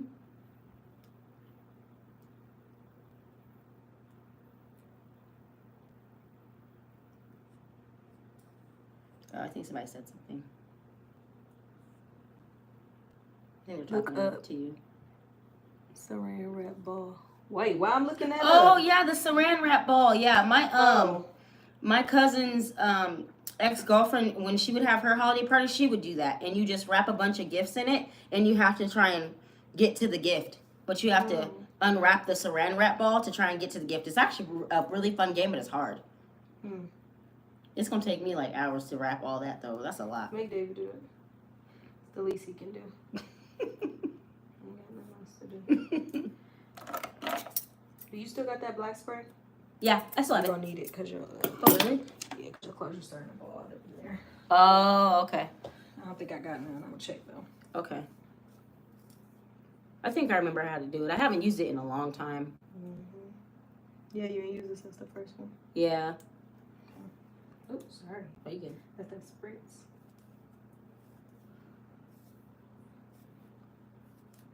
Okay, I want to do this part over.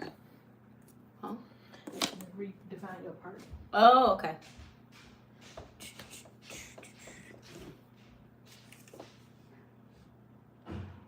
Yeah, the saran wrap ball. Yeah. I like that one. That's just a lot of work for me. I need one more game. I think I might do the cup one. Which one? I think it's the one where you like you try and flip the cup and you have to like be blindfolded with like a Santa hat. So you pull the Santa hat over your eyes and then you try and flip the cup. That was one I seen. And then the bow in the bowl with What you the need to spatula. That one too. Is go to Dollar Tree, your nearest Dollar Tree, and go look for all this stuff you saying. So you ain't gotta be spending a bunch. Don't Yeah, go I'm to gonna do Target. that. Don't go to no Target or no Walmart. Go to Dollar Tree. Yeah, I think I am gonna do that tomorrow because I get off at 1, so I have time. And then I have to go to the Filipino restaurant around 3:30 to pick up the lumpias because we ordered like 80 of them. 80. Mm-hmm. I don't even know where Lumpia is. It's like a egg roll, but the Filipino style egg roll. Okay. It's really good. Super good. Is that a better part? Let me see. Yeah, that look a lot better. I'm gonna press that down for you. Now Okay. You said you're gonna curl it tomorrow, right? Yes. I'm probably gonna curl it before I go pick up the stuff. I don't even know what I'm gonna do to my hair. I might wash But you know what? I might actually do sock curls. Oh, yeah, that's a good idea too. Because I've been trying that, and it actually works. The only thing I don't like is that it falls super fast. So I'm like, eh. Yeah, I agree. Oh, a baby shower game? It's Snowball. What is that? I have to look that up on TikTok because I don't know what that is. Do you know what that is? This Thanks, babe. Snowball something? I don't know. Drunken Uno. Yo, peep, yo. Or don't look in the middle. Hold on. Oh. Yeah, Kay's definitely the girl. She gets you snatched in a minute. Yeah, she had this hair for a minute too. Yeah, it's been almost 5 months. And And it's still. holding up very well. And I've washed it twice. This is my second wash. Is it? I thought it was your third. It's my second. Okay. The last time I washed, actually, you know what? You're lying. It is my third. Yeah. Because when I took it out, I did wash it. Yeah, that's true. She washed it. She shampooed it. Shampoo is the correct term, by the way. Sorry. We wash dishes. We don't wash hair. She shampooed it when I first did it. I mean, you know, a couple weeks after I did it, and then she shampooed it when she took it out, and then she just shampooed it. So yeah. I think she explained it again. You blindfolded.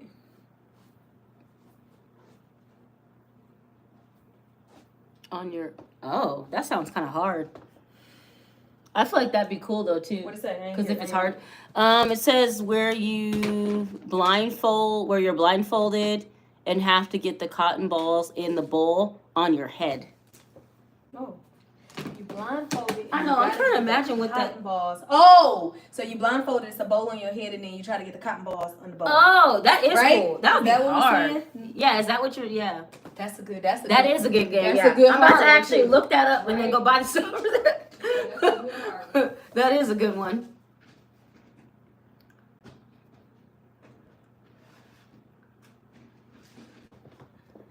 Yeah, she said yes. That's it. Yeah, it sounds like it. I told her it's some too with like the balls, and you take those birthday things, them birthday party favors where you go, and then you gotta blow all the balls off the cups until you get to the end cup. Then there was another one, you take a balloon and you blow inside the balloon and you put it inside the cup, and then you try to transfer it to cup to cup to cup without it falling. So it was a couple of them I seen too.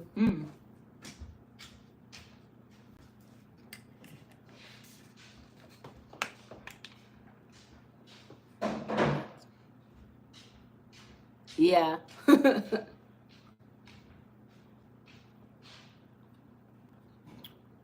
Excuse my lips, guys. I literally just got done eating these Everything hot in this house. Everything flaming in this Doritos. house. Everything nachos. in this house. She just got finished You eating, should y'all. always come after me. This girl, anytime she come over here, she goes straight to find something to eat. I do. And she texts me. This wasn't planned. She wasn't supposed to come over here today.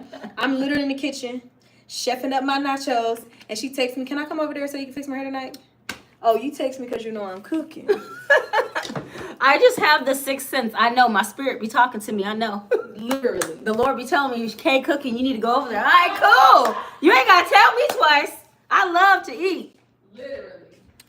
And y'all, she got a problem. She eats 17 times a day and still be hangry. That is very true. That's because she happily married and she got all this happy weight. That is true.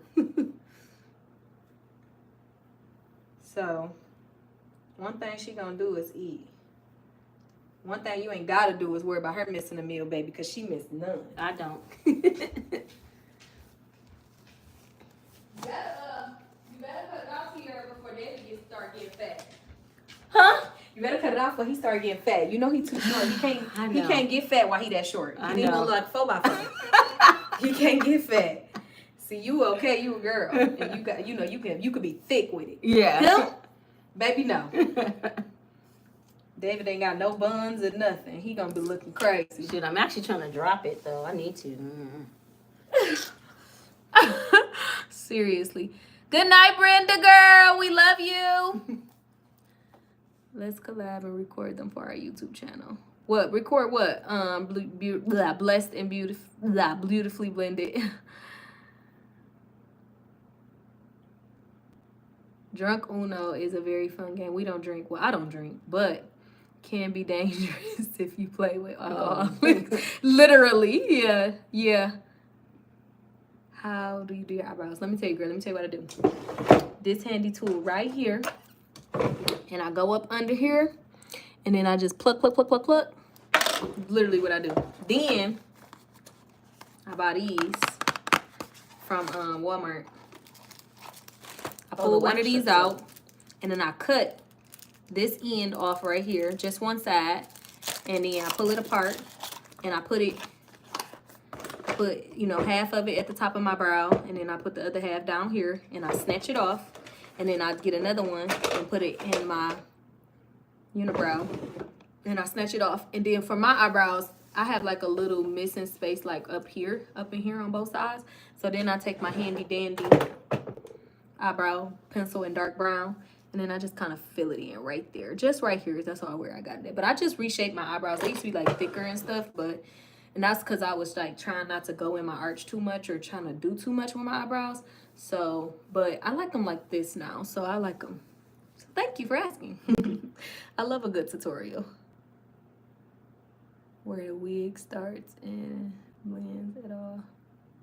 Yeah, this install. Oh, she need a new one. We just keep trying to pull her closure up a little bit because, like I said, she got like a little widow's peak. Yeah, and it slides back on her. So we kind of just put a braid there to kind of pull it up a little bit. She actually get her hair done in like a week or two. So it's not blended. Yeah. I'm just honestly like trying to make do with what I have right now until I get my new install. Yeah, because this been in for like over a month now. So we just trying to touch it up a little bit. When she get the new install, it's gonna be laid. You getting another sew-in? You getting another sew-in? Yeah, I'll do another full one just with the new closure. Cause the other wefts are good, but just the closures. Well, we need the one thing I need to. Well, yeah, we don't gotta order it right now, but yeah, we need to order it whenever you like a week before you ready. Okay. So it'll be here in time. So yeah, we know it ain't really. But we trying to finesse it. Yeah, we trying to finesse it. Literally been holding on to it. This like her third this like her third touch up. Cause her little widow's peak is so annoying. And honestly, I'm not gonna lie, it is low-key. Yeah. And only thing is too, it wouldn't be a problem. We just don't want to glue her closure down. So we just sewing it down. And when you sew it down, obviously it's gonna slide back really fast if you're not putting no glue on there. So she hasn't put no glue on there. So that's kind of wild too.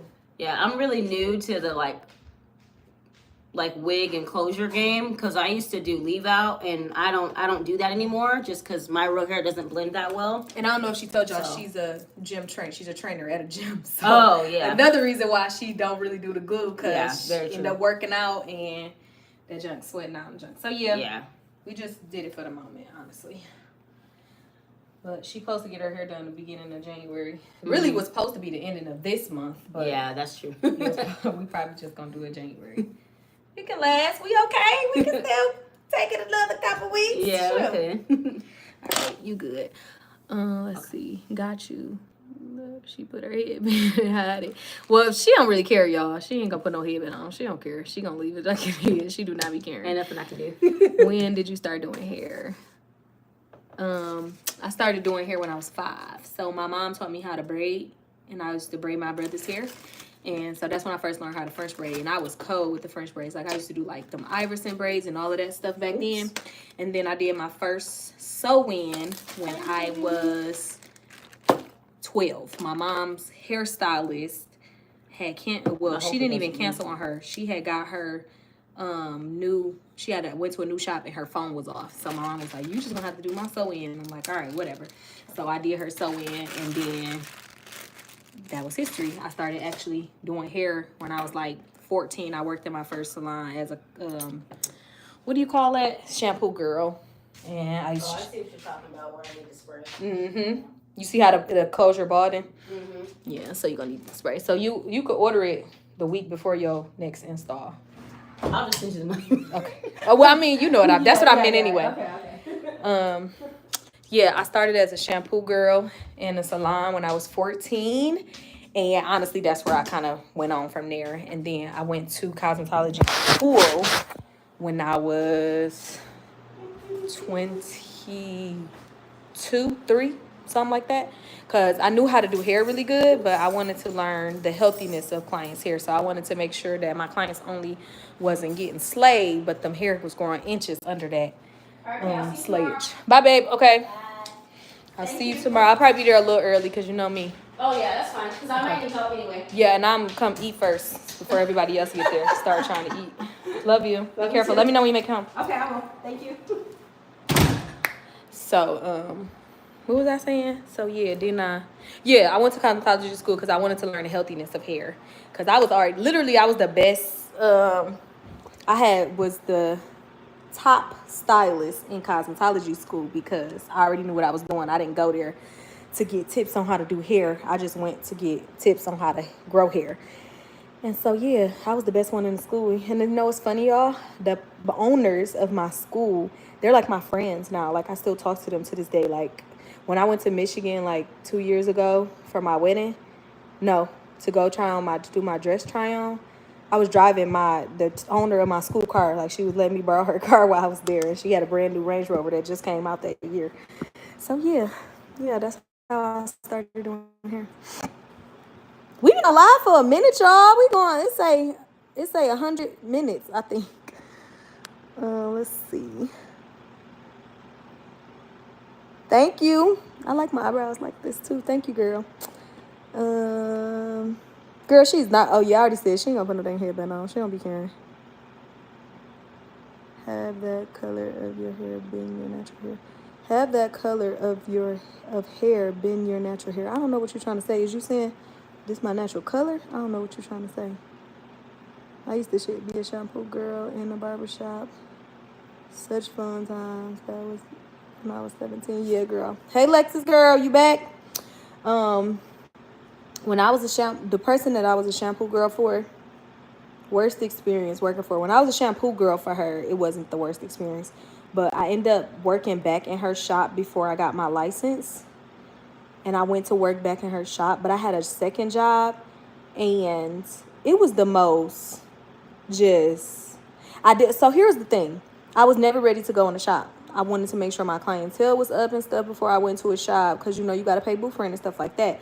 But she had just bought the shop and she needed stylists. So, and I ain't gonna say nothing because who knows, but she was close to people around me, so it's not like I didn't know her. And again, like I said, I worked for her as a shampoo girl, so she already knew how I was coming.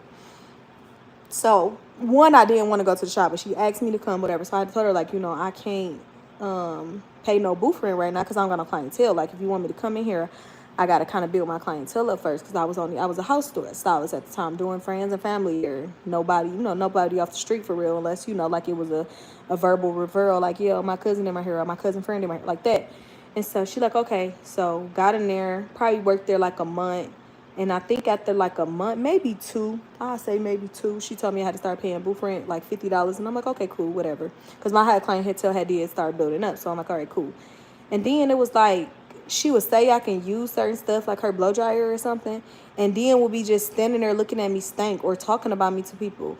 And I was just like, yeah, no, you was not about to have my energy like that. So I told y'all that day I had a client and she had did something. I grabbed my client and was like, we out of here. And she was like, what you leaving for? And like, yeah, no, not doing that. She was so messy. She was so older than me too. That's why I was just like in awe, because she was so messy. So even though I left, we were still on good terms. So I was like, I just, just ain't for me. I wasn't really ready to get in the shop anyway. And I had a 9 to 5 too. So I'm like, I'm just not ready for that yet. I ain't ready for that type of responsibility. So I'm thinking we still good, y'all. So I would still go up to the shop and just like say hi. So one day I go up there and she outside. So I'm like, hey, I'm talking to her out the window. Mind y'all, she a friend of the family. And she like, who is that?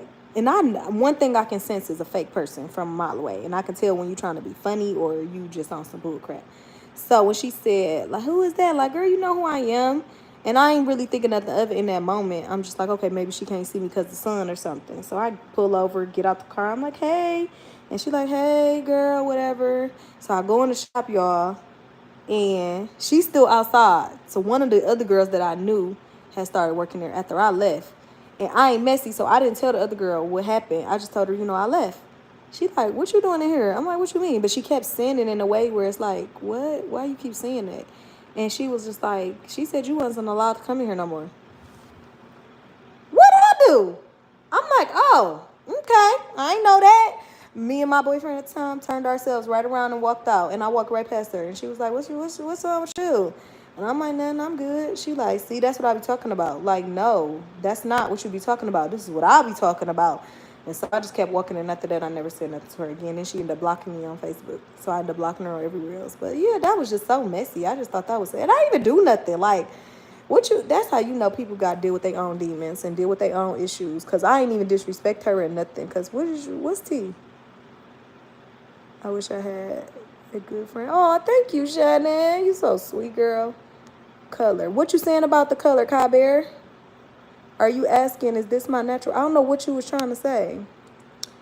Also, in one of your videos, you had a car back, and I want to know where you got it from. Are you talking about in one of the old videos? Because I need a new one, y'all. I don't know what happened to the one that I had. If you're talking about them old videos, but a company gave it to me. A lot of my stuff, companies give them to me and to promote. But I need a new one because my couch, because y'all see it's called a corduroy couch. As y'all can see, it got these little lines in it. So on top of the couch, like, let me show y'all right now. Matter of fact, excuse my 2 water bottles because I filled up my cup. But y'all see what I'm saying? These little stuff get in these little, like, y'all can see. It ain't a lot on here. Tiara just did this, y'all, because she was just right there eating. But stuff get in them. And I need, like, a car vacuum to get it off my couch. Because I don't even know where my attachments to my other vacuum. So I need a new car vacuum. But if you're talking about an old video, I got that from one of the companies. I've been natural for about 4 years. But I used to wear a bob. Very short pencil curls with my back shaved. And now my gray is sassy, very short. As you should, girl. That's crazy. Yeah, girl, she was crazy. Older people can be just as chatty. Girl, I'm telling you, they be worse. Honestly. I've seen some, I told y'all I only gravitate to older people. But I have seen some messy older people who just stuck in their ways or just don't know how to be adults. I just be like in the awe because I am not a messy person. I'm not a chatterbox. I'm a chatterbox, but I'm not a messy chatterbox. I'm not about to be talking about other people's business and stuff. So when I be seeing people like that, I just be in the awe. Like, what is wrong with you? Like, why are you so messy? Ew. Like that lady. Messy boots, honey. Messy. No, especially in the beauty shop. Yes, that's why I'm alone. Me and my big girl. Okay, I will not be around nobody. I love Tiara though. Tiara is really the girl that just left. Give y'all a little rundown on her. Hold on. Time to spread some tea. Good tea though. I did not upload my short for today, so I'm gonna upload it tomorrow though. But I met Tiara at the gym. So let me give y'all a little rundown. Let me read all these comments first. I'm dealing with a horrible coworker boss claiming she taught me more skills. Dog, that's funny. Okay, so I got my hair colored. It's in one of the vlogs too. So this is not my natural color, if that's what you're asking. I got it colored recently. Way worse than I think. Actually, when was your first tattoo? It was on my stomach. It's on my stomach, and I was 18 when I got my belly pierced. I think I was 17. Between 16 and 17. Between 16 and 18 I was when I got my first tattoo. And I got 13 now. I mean, yeah, you have to have your faithful few. Yes, girl, yes. I don't have a lot of friends. Like, literally, I have 2 friends that I've been friends with forever in Michigan. That's in Michigan, my best friend. That's my only best friend. I don't have, well, Tiara do call me her best friend, but I digress. So, yes. But my best friend. And I don't take kindly to calling everybody my best friend. And then I have another friend in Michigan who's like my really, really close friends. Everybody else is like more like a sister, but as far as friends. Out here, I got Tiara, and then her family now, of course, because they all love me too. And then I got my friend Rose, and then I got another friend, her name Lynette. But anyways, let me give y'all the rundown on Tiara. So I met her 2 years ago. I used to come to the gym, right? And she wasn't a trainer yet. She used to come work out. And I'm very observant, so I pay attention to everybody. And I see her, and she don't mind me telling her story, y'all. I tell it to everybody I meet, so she wouldn't mind me telling y'all. But I see her, and I'm like, ooh, she looks stuck up. Literally the whole opposite. So then she ended up, like, literally 2 weeks, maybe a month, she started working for the gym. And that's when I started, like, to get to know her. And so, you know, I'm very, very outgoing person. Like, if you can't tell, like, I'm very outgoing, very live, you know, just a fun person to talk to and be around. So, obviously, I get to know her, and I start talking to her, and then she tell me she a virgin. I'm like, what? So now you like my baby. Like, you like my daughter. now I have to take care of you because no man can ever touch you. So now it's like it's a whole different, like big sister, little sister type of situation. So from that point, you know, she had showed me some of the guys that she had been talking to, and they literally, y'all, they look nothing like her husband. Like these men look just night and day of her husband. And so every time I would see her when I come to the gym, I say, "You still a virgin, right?" She'd say yes. So then she get into a relationship, probably like all of this happens so fast. Well, she didn't even get in a relationship so fast, but she meets him and starts dating him fast. And so I'm like, oh, he's different. He's different from your type. She's like, yeah, but you know, I met him at the church and blah blah blah. And I'm like, hey, well that's where you met him. That's where you're supposed to meet him at. That's God put that together then. So, like I said, she meet him, whatever, and then they start dating, and they dated for less than a year. I think he proposed after a year, and then they just got married in August. And I love their love. I don't love their relationship. I don't love them separate. I love their love. The love that them two have for each other is undeniably beautiful. Like, I say that all the time. I've never seen somebody love their partner the way that they love each other. So if y'all get a chance, definitely go over there and follow them, because that man is a man of God, and he loves his wife, and she loves her husband. And I love how she uplift that man. You would think he was Denzel Washington the way she uplift her husband, okay? She loves her man, and he loves his wife. I love it, love it, love it. And I actually counsel them sometimes. And I also, I counseled them in their love making when she lost her virginity. She literally called me every single day to give her tips on what to do and how to do it. And one thing I loved about him, it wasn't an awkward thing and I guess because they really looked at me like I was the counselor in that moment. He didn't even feel awkward. Like, he was asking me, and I would tell him, like, okay, well, you try it like this and try that. And he was very receptive of it. And you know how men can be. That's kind of like a touchy subject to be talking about. But he was very receptive of it. And I really loved that about him. Like, some men look at certain things as a shame, or just things like, no, it takes a grown man to actually want to learn something and want to understand how to love their wife better or how to do better. Okay, let's not get in that though. But yes, I love them and I love their love. Let's see what y'all see. Tattoo. Well, add me, LOL. Hi, my name is Laisha. Is there a link for your hair brand in your bio or somewhere in your channel access? No. So when I first moved out here, I did get a website and started, because like I told y'all, my husband asked me to be a stay-at-home mom and wife. I didn't want to be, but you know, that's what my husband wanted for me. So I was like, okay. So I was like, well, I can just still like sell hair. So I did create a website when I first, no, they contacts. When I first, but I've been wearing the same contacts since I was 16 years old. Literally the same color, never changed. So people think they mine, and they kind of fail me. And I used to tell people no, but can't be lying, and child of God, you lying. There's no reason for that. So I don't lie no more. But what was I talking about, y'all? Dang, I just lost my whole train of thought. What was I talking about? Thank you, Angela girl. What was I just talking about, y'all? Who was listening to me? This is a test to see if y'all really listening. God, what was I just talking about? Thank you, Angela. I appreciate you. Website. Thank you. When I first got out here, yeah, like my husband wanted me to be a stay-at-home mom. So I was like, I could just still sell hair on the side. And honestly, y'all, this is a revelation, because I didn't understand why things were happening for me the way that they were until now. Now I feel like, now I understand. But I paid this money to get this website going and stuff like that. And y'all, when I tell y'all, my clients love my hair. I had very faithful clients. Just to give y'all an insight on how I was as a stylist, I've only been late 4 times in my whole career, and I only missed.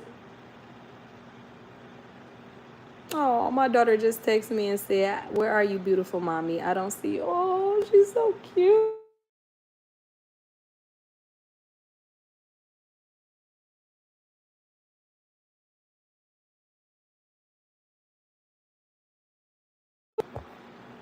Let me call her. Hold on, y'all. Give me a second. I know I'm talking about the website, but let me call my baby. Let me call my baby. She's so precious. That the baby. That the buka bus.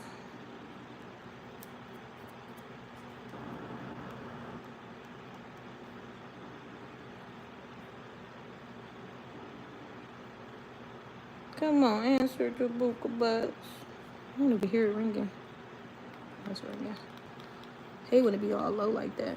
I'm gonna wait on her to answer. But so I put all this money into designing this website and everything. And like I said, oh, my career, that's what I was talking about. I did not, I missed 2 days. I missed twice, like not coming into work fully. And of course, I told my clients, and I've only been late 4 times. And y'all know how we feel about these stylists these days. They be doing what they want to do when they want to do. We keep calling off this one. I'm trying to call her on this one.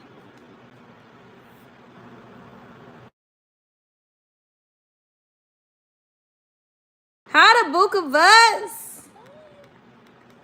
How the mama girls? Hi, Mom. I know how to do backflip. You know how to do a backflip? Yep. Why you ain't sleeping yet? It's time for you to go to bed. My dad said a little bit. Your daddy said what? Until we get to play a lot. But I'm still, actually my dad said I'm going to sleep when he's done playing Call of Duty. And I'm still on punishment. Okay. Okay. You want mommy to stay up? Do you want to see how I do my backflip? Yeah, I do.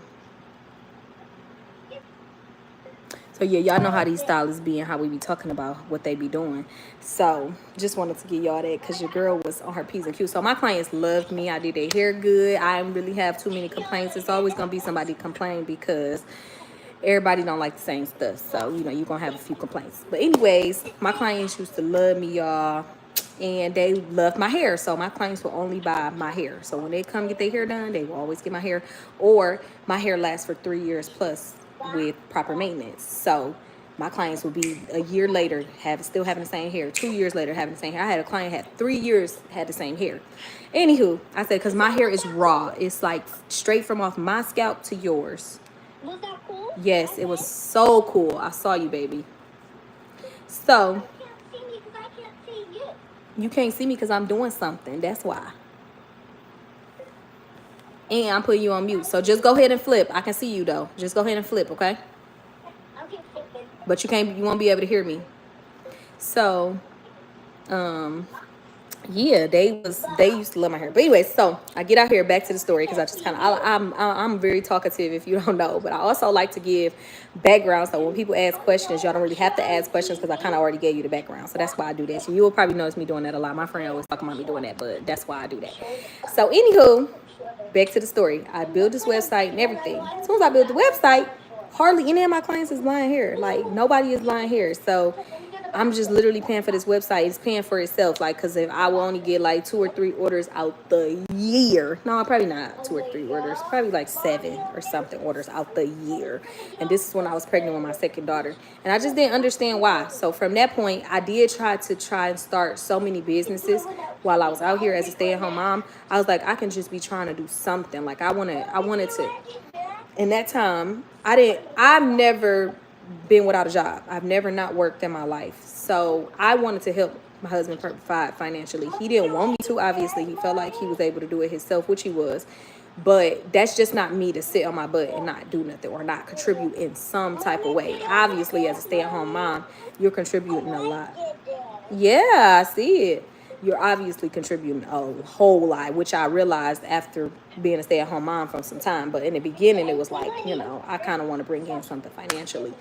And so now, what brings me to now, the revelation I had was, it's a new revelation. I would say the first revelation I had afterwards was that God didn't want to bless me with the magnitude of the blessing he was about to give me while I was in that situation. That's what my first revelation was. But now as time is going on and I'm learning what my wrongdoings were in the marriage, I'm learning that God wanted me to find myself. Like I was so focused on my family, so focused on my husband, so focused on my kids that I gave up everything that I wanted to do in life. Like I stopped doing hair. I stopped doing everything that was for me and to help me or to make me grow as a person. And now it's like God is giving everything back to me and changing the way that everything went. So now I'm learning that God needed me to find myself again. I lost him. I lost my way. I lost everything. So one, he wanted me to find him as well. Let me start with that. He wanted me to find him again, get back closer to him, and then he started placing all of the blessings that I was supposed to have. He started to put them back into my life little by little. So like I said, I've already transferred my license over, just waiting on them to send it. I do hair from home every now and again. My client, just like it was in Michigan, you see she bought my hair. She wears my hair because she knows it's good hair. Y'all hear her bragging about it herself. This wasn't from my mouth, it was from hers. So she's had it in since the summertime, since a little after the summer, and it's still going strong. We finna install it again. The most she have to do now is replace her closure. She had that closure for almost 6 months though, for like 5 or 6 months. So yeah, so it's like God places things. God puts you in situations when he puts you in situations, and he brings you out of situations in all time. Everything happens on timing. Y'all know the biggest thing that I learned, that I heard, and that I had learned, people be like, oh, I've been praying to God for a week and he ain't answer my prayer. And it's like, God don't answer your prayer when you think he's supposed to answer it. Everything happens in timing. Do y'all know how long I suffered before I got into a more comfortable place? Like 8 months. Suffered for suffered certain situations. I mean, certain things that I was going through during this divorce process, during my separation. I suffered for 8 months. And the first half of it, I wasn't that connected to God yet. I started getting connected to him, but I wasn't there all the way there yet. And it wasn't until the last 4 months I'll say I started getting connected to God like in August, around a little after her wedding. I started connecting with him. And then he didn't start placing the blessings in my life until October. So God, you can't expect a prayer to happen overnight. You can't expect to pray for something and God give it to you when you think you're supposed to have it. No, he got to make sure you're ready to receive the magnitude of the blessing that he is about to plant in your life. So when you praying, you just keep praying about it. And that's why I keep telling y'all situations that y'all have going on and things that's going on in your life, you pray about it. You keep praying. Don't stop praying. Pray every day. Pray when you can. It's still hurting my back. Keep praying. My daughters are so cute. They're so beautiful. Keep praying. Just, God is going to bless you in the way he's supposed to. Talking about, there you go, reading my life again. I'm sorry. It took me 9 years for my blessing. Okay, see what I'm saying? It takes time. God don't place these blessings in your life when you want them. He places them when you need them. And I'm tell you this, even through those times where, like I said, he didn't start blessing me. All of them was blessings. But what I mean is the big blessings didn't come into October. But I didn't go with, I went without. I never went without. They were very small blessings, but he just made sure I had what I needed in that moment. Like I didn't need for anything. God placed it in my, I'm like, here I go. I'm trying to tell y'all. I wish I hope there is a day where I can really tell y'all my story, because the tears will be flowing, but I didn't go without. I didn't have a lot of what I needed, but he made sure I had what I needed when I needed it. And that's just the only way I could put it. Like, it was little blessings, but nevertheless, it was a blessing. And then, Dad came over to our class. Oh, really? Yeah. Okay. Look at me, gave us candy canes and off the carpet, and then we get to eat them. Okay. I don't know what she said. And this is amazing. But It's so lucky. I wish. my kids always make me lose my train of thought, but I know we were talking about God blessing you. So again, you pray for what you need, and God will supply it when you need it, not when you want it. When you need it. Oh, and then that's what I was saying.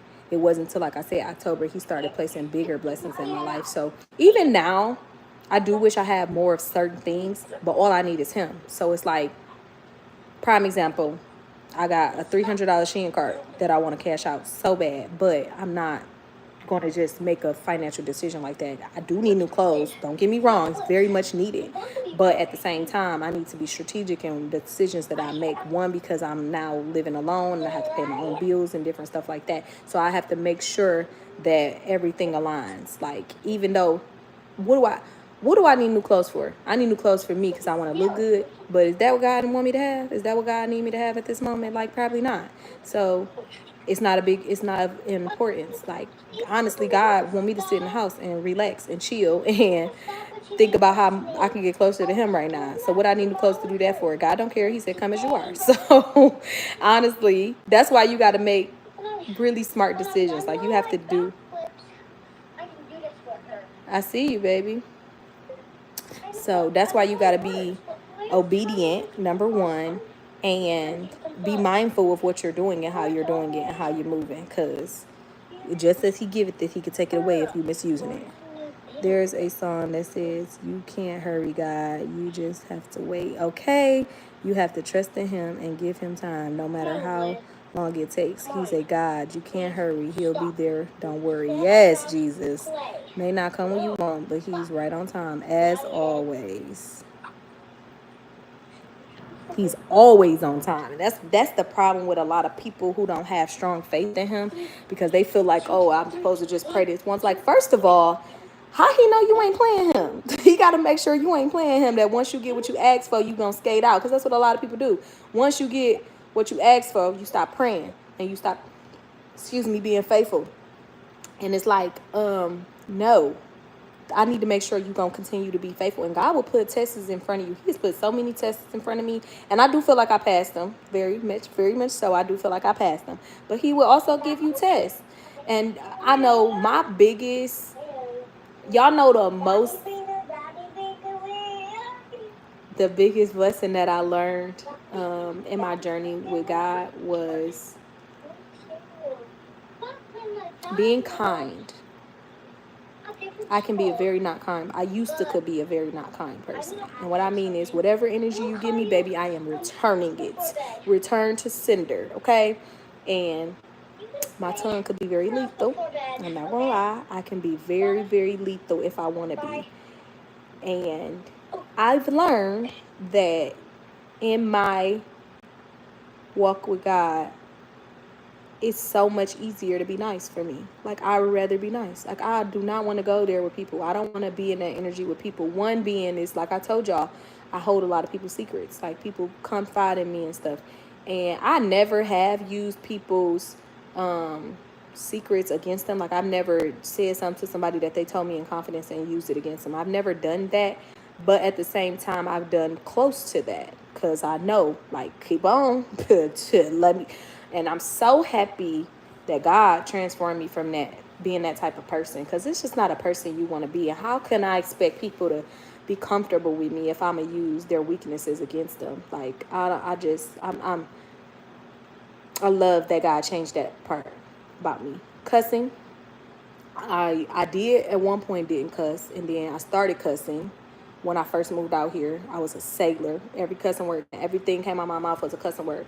Now I despise cussing. If you cussing around me, I don't even want to hear you cuss. Like, y'all heard Tiara say a couple cussing words over here, and I wanted to tell her so bad, like, stop cussing. But I be having to remember, everybody is grown. Everybody is on their own walk. I can't be telling people what to do, but I will tell you to stop cussing in a minute. Merry Christmas, Darlene. I will tell you stop cussing in a minute. Girl, my kids listening to and clapping amen to what you're saying. Yes, babies. I know that's right. I've been saying that. It just feels good. It does. Like, it really feels so good to be nice. Like I said, even with this situation with my still husband, I still pray for that man. Every single day, multiple times a day. I'm going to go in prayer for him right now when I get off this live. It took me time to get to this place of where I'm at. And it's like, I forgive him too, y'all. Like, oh my God. Like, I don't know. It just feels so good, really. Like, no lie. I literally forgive him for everything that ever happened. I haven't told him yet. I'm trying to wait until it's a good time and to let him know, like, You know, I don't hold no hurt, no hate, or no hurt against you. Like, I forgive you for everything. Because I do. I truly do. Because I wouldn't be able to be sitting here today smiling, happy, able to, preach to other people and just in a good space majority of the time. Like 90%, 95% of the time, I'm in a happy space. Like, it's only that 1 5% every now and again I get in my feelings about something. And nothing crazy. It's just, I'm majority of the time happy. And it took me a time. I never forget, y'all. I think I'm ranting. Y'all ready for me to get off? Because y'all know I get to talking too much. Let me know if y'all ready for me to get off. I'm still trying to forgive, but I don't hold no hate. Please forgive, baby. Work on it. Work on it. Forgiveness is for you, not for them. And I know people say that all the time, but you listening to somebody who I need you to take it from me. And as you can see, I kind of know what I'm talking about. Forgiveness is for you and not for them. You're going to feel so much better if you forgive. I know the support that would help out sometimes doesn't come on a regular, but God made a way to work it out. My God provide for me and my 2 boys. Okay, he gonna make a way. What was I finna talk about? Oh, I never forget. My grandma, and this is my grandma-in-law. Like, my grandma actually passed away. This is his grandmother, but I talk to her every day. Love her to pieces, okay? Pieces, I love her. She's 91 years old, and she is so wise, and God placed me in her life for it. God placed me in, and that's nothing. God placed me in his family for a reason, and I would not change that. I didn't have the family like he has. And they love me just like I am. They love me like I am their actual niece, and he's the step nephew or whatever the case may be. And they're all God-fearing family. Like, they all believe in God. They all, like, they go to church, when they can. But their grandma, she is literally one of God's angels. You cannot even talk to her on the phone without saying, praise the Lord, grandma. And I wish I would have called her while I was on the phone, because I would have, I would have let y'all been able to hear her. She is so beautiful. Her soul is beautiful. Everything about her is just beautifully and wonderfully made. She is literally she is sent from heaven. And so I said that to say, without putting, family business out, she told me she prayed over her husband for I'm about to cry. See, I'm always getting emotional, y'all.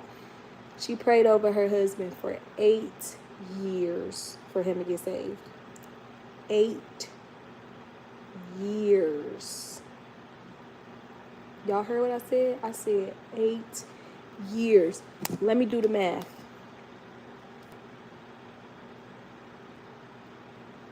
Did I delete the calculator app? Darn it. I delete the calculator app. But 365 days times 8 is how many days she prayed over her husband before he got saved. And she used to tell me all the time.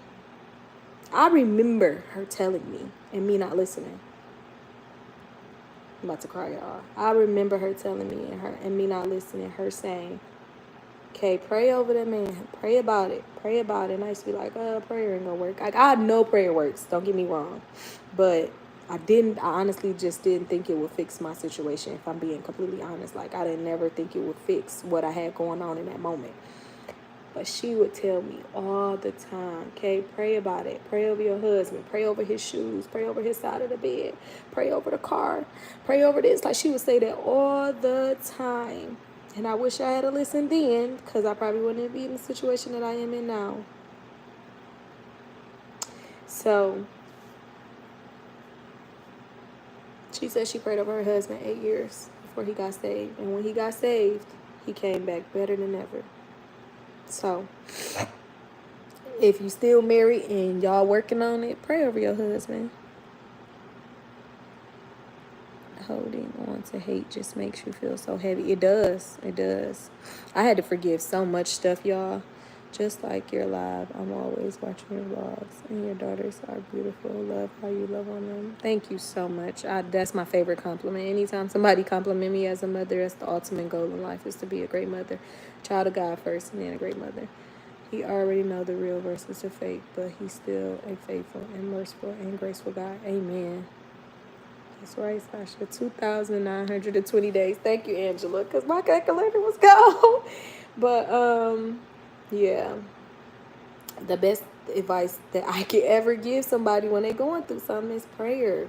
That's the only thing that works for me. I forgave him. Like I said, I don't think he knows I forgave him yet. I'm going to talk to him, though, one of these days. I don't know when, but I'm going to have a conversation with him and let him know, like, I forgive you for everything. I don't care what it is. I don't even care no more. Like, It don't hold no weight to me no more. Anything that you've said to me or done to me that I feel was a trigger for me or hurt me, I forgive him. Like, I literally said and forgave him for everything. And I feel good. Like, I feel good to go on. I feel good to go on to my next chapter that God has for me. Literally. Because forgiveness was for me. It was never for him. It was always for me. It was always for me. And I feel great. Like, once you start forgiving, who was that said that it's hard? Was it you, Blessed? Better start forgiving. And I had, like I said, I had to forgive a lot of people in my life. And I think it triggered when my mom passed away. Because I was so hurt. Y'all know I get emotional every time I talk about my mama, so I'm going to try my best to get through this without... When my mama passed, I had to be the overseer of everything. I had to oversee her with her doctors and everything that went on with that. I had to oversee the funeral, the cost, everything. I had to oversee everything. And so for me and my mom not to have the best relationship, it was hard because I didn't know nothing. I wanted to do it. It was never anything in me that was like, oh, I don't wish to carry this burden. No, I wanted to do it because I honestly wanted my mom to live. And I was like, you know how God has a tragedy happen to you for you to wake up? Like, wake up. I thought that was a wake-up call for my mom. And I really wanted to take care of her. Like, I was like, oh, this is, like, you know, she gonna come back and I can just take care of her and just show her what it really feels like to be loved by her children. And just whatever. That was my whole hope. But when she passed, like I said, because I didn't have the best relationship with her, I was so hurt thinking that she would not be happy that I was the one over everything. Because my mom loved us all differently. Like, she literally loved us all differently. And I'm not going to say she was closer to one over any other child, but in times she was closer to one over any other child, if that makes sense. Like, it wasn't just one as her favorite. It was like whatever moment or whatever space she was in her life, one was a favorite. And so because my mama couldn't talk, once she got into the house fire, she couldn't, like, she was not coherent. They had to put her in a medically induced coma. So she couldn't talk back to me. She couldn't tell me. No, she couldn't answer me. Only time I was able to get a response from her was the day they got her out the house fire. I talked to her and she was able to nod her head. And I was like, are you okay with me making the decisions on your behalf? And she said, yeah. So that was the last time that I actually got a response out of her. But I dealt with the pain of not knowing if she would be happy with me or not. That was my biggest thing, because I was like, what if she mad at me, or what if she don't like what I'm doing, or what if she don't like what's going on, or whatever the case may be. Like, I was that pondered with me so bad, because I'm like, is she okay with this? Like, we ain't got the best relationship. Is she gonna be mad that I'm making these decisions that I'm making, or is she gonna be upset with me? Like, that was just hard for me. So when that happened, I was just like, it was just a lot. It was just a lot going through my head. My ear started itching, y'all. I was trying to scratch it with my finger, but it wasn't working. Gotta get that good Q-tip and roll them eyes to the back of your head. Oh, that felt good, y'all. Y'all don't even understand. I know y'all know how I feel to get that good Q-tip and hit that spot. Oh, that felt good. I just literally cleaned my ears like a second ago. Let me see what y'all saying. Just go and set me up a counseling session. Oh, period, sis. You such a sweet soul. Thank you. The one has worked the nerve. I let out, but then I just pull back and say a prayer because God knows my heart. Absolutely. I know I made a decision and that's not. And that's why I'm here, but God knows I'm trying. Absolutely. Absolutely. Absolutely. Hey, Barbara. Yeah, so I said all that to say In that moment too, I had to forgive my mama. I had to forgive her for how I felt she handled me growing up. And she don't to this day. I mean, she still don't know because I never talked to her about it. I was that person that bottled my stuff up because I had to be strong my whole life. I always had to be strong. So when it came for me to face challenges and stuff like that, I always did it on my own. Like I was just that was one reason why I hold grudges and I held hate in my heart, because it seemed like everybody, and I mean, I know now looking back, I had to go through these situations to be where I'm at today, to be as strong as I am today. But when you going through it and nobody is just like there for you, it's just like, ugh, this is why I don't like you. Man, there's so many of my family members that I held like in disgust, because like you knew what I was going through, and you, it's like a dog scratching their ear. You knew what I was going through when I was going through it, and you didn't try to help me. That was my biggest thing with people. But everybody got their own lives. And y'all know something I just taught somebody else the other day was that. So this is my one thing about me. I'm a very fun, outgoing person. I say whatever on my mind, literally. So I'm a sharpshooter. So the first thing I tell people once I get to know you and I feel a little comfortable around you, because I only do these things when I'm comfortable, I always tell people, if I offend you, please do not hesitate to tell me. I say this to anybody I encounter. If I offend you, please do not hesitate to tell me, because I don't know I'm offending you unless you tell me. And let me tell you why that's important. Prime example. Let's just say I got a friend and I was like, oh, your hair is uneven. I'm not looking at that as crazy. That's just, something you would comment on, right? So in her mind, she like, ew, why she just talking about my hair? But she don't tell me this. She just saying this in her own head. So then the next day I'm like, oh, them pants too dark. She like, why you always comment on my clothes? In my mind, I'm just like, your pants too dark.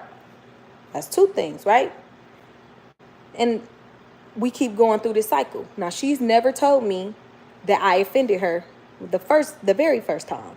So now we into the fifth time. And now she holds hate in her heart for me in some type of way. Like, she's still cool with me, but at the same time, now she's looking at me as I'm a very offensive person because I keep coming for her. Or whatever, however she feel about what I'm saying to her in her heart.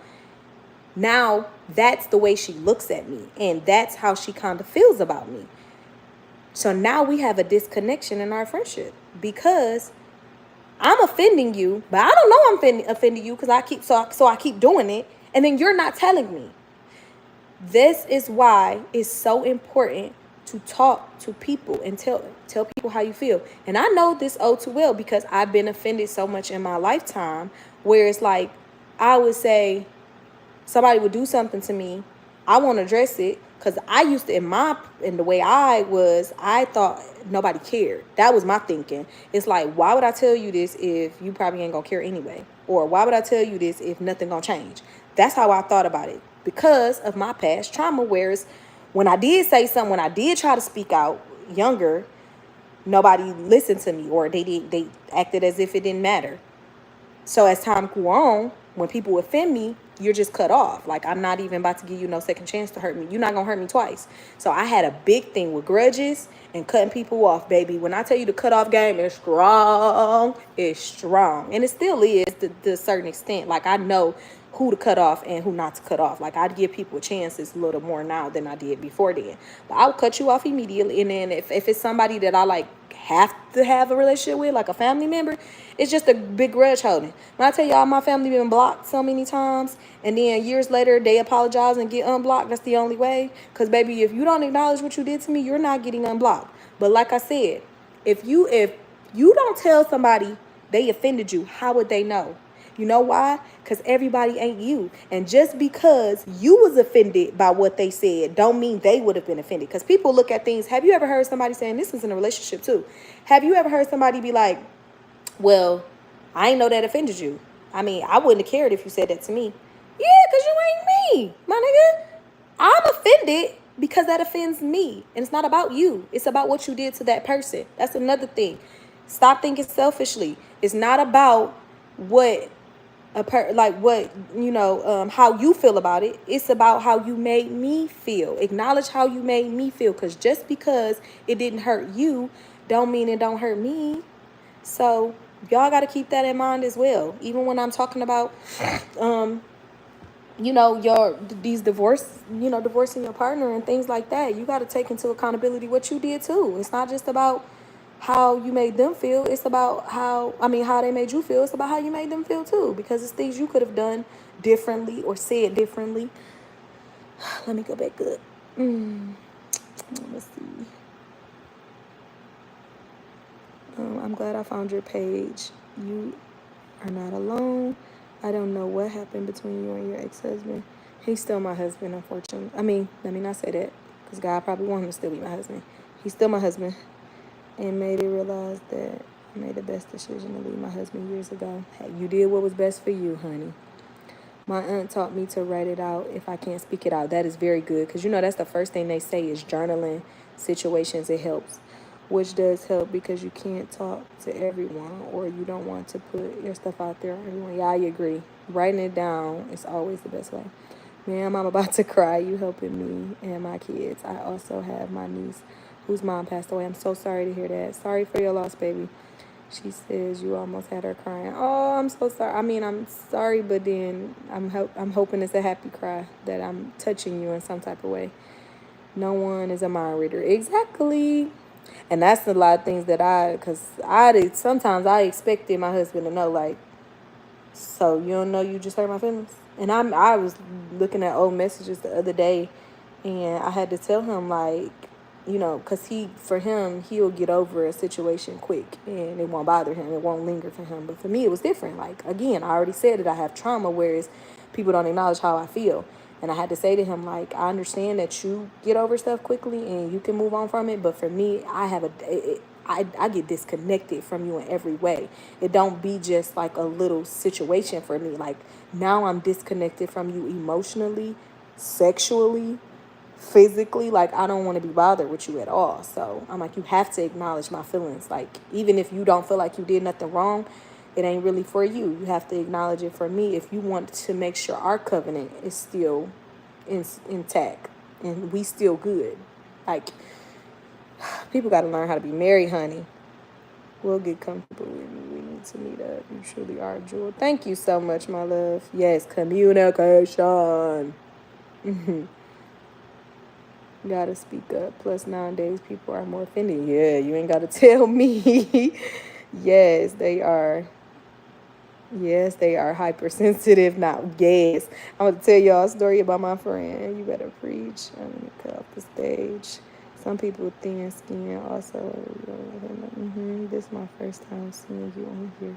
And you are speaking facts. Thank you. How I say your name? Is it Kyle? Kale? Oh, I don't know how to say it. Thank you, my love. I appreciate you subscribing. Girl, you helping me so much. People in life are a blessing. I appreciate you. It's a happy cry, definitely. My friend, so people have their own. What did I say last? KL? That's what it looked like. People have their own insecurities. Like KL. Oh, KL. Okay. People have their own insecurities. Everybody, especially women, we criticize ourselves the most. And so one of my friends, is beautiful body. Body is beautiful. Body is banging. And I told her one day she had wide hips. That offended her. And I'm not, in my mind, do I think that's offensive? No. Like, you really got wide hips. But this is not like she my size with hips. So I'm not saying it to offend her, but it offended her. So it was funny. But me and her, it was so funny when we first became friends. She was like, I had never had a friend like you before. And it was just different. I had to, when she was like, what made her understand me was, it wasn't just her I acted like that towards. Like, I'm a weird friend, if I'm being honest. Like, I know y'all probably like, y'all wish y'all could be my friend and y'all love me, but I'm a little weird. Like, I'm a little weird. So and not no awkward, like, freaky weird type of way, but just like how I operate. Like, I have a lot of boundaries, and I'll tell y'all a little bit about me in a minute. But she was like, what made me understand you was that you was like that with all your, like, she would hear me on the phone with like my best friend and my other friends, and it was always the same. I never switched up. Like, so how I am with one friend, if I'm close to you, and honestly, it just depends on the friend. I know what I can do with certain friends and what I can't. Like, in all honesty, like Tiara, like, I don't even do her like I do my main friends, cause she a little more fragile. You get what I'm saying? So I kind of treat her a little bit different. I don't try to be too direct with her, or I kind of bring it to her in a nicer way, because she can't handle it. Some people can't handle it, and so you gotta be like that with your friends. You can't just, you gotta learn your friends. You gotta learn everybody around you. You gotta learn everybody. You can't just be how you are with everybody, basically. So yeah, she was just basically, and so now she understands me. Obviously, it's years later. But also, I told y'all about, if y'all was on my last live, I told y'all about the incident I had with one of the girls I thought was my friend recently. And she was basically trying to break up our friendship, up, me and her.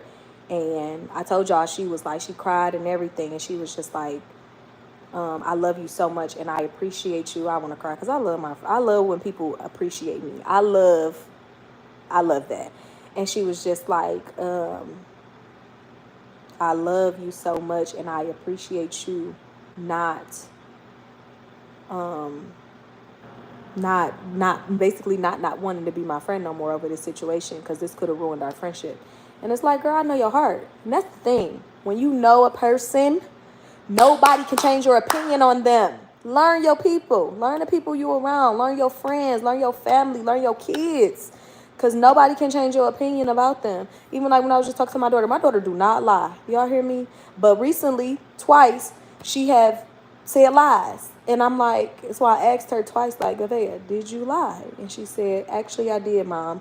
And I had to talk to her about it. That's not a cause for a whipping. Everybody make mistakes. But at the same time, it's like, I know my daughter, and I know she don't lie. So if somebody says she lies, then I need to really have a conversation with her, because I know my child. So I'm saying that to say, learn the people around you, learn everybody, learn how they move, learn how they operate, learn what makes them mad, learn what makes them happy, and that is just so important. You'll keep friendships longer, you'll keep your relationship longer, and you'll have a good relationship with your children, because you'll already know.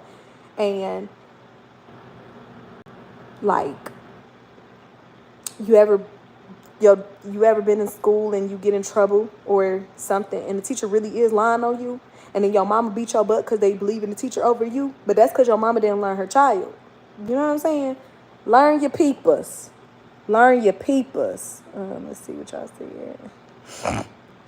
My mom told me about a girl that she used to work with, and she used to say that she don't like when people call her pretty, and was offended by it since she was always told that she was pretty. Yeah, see?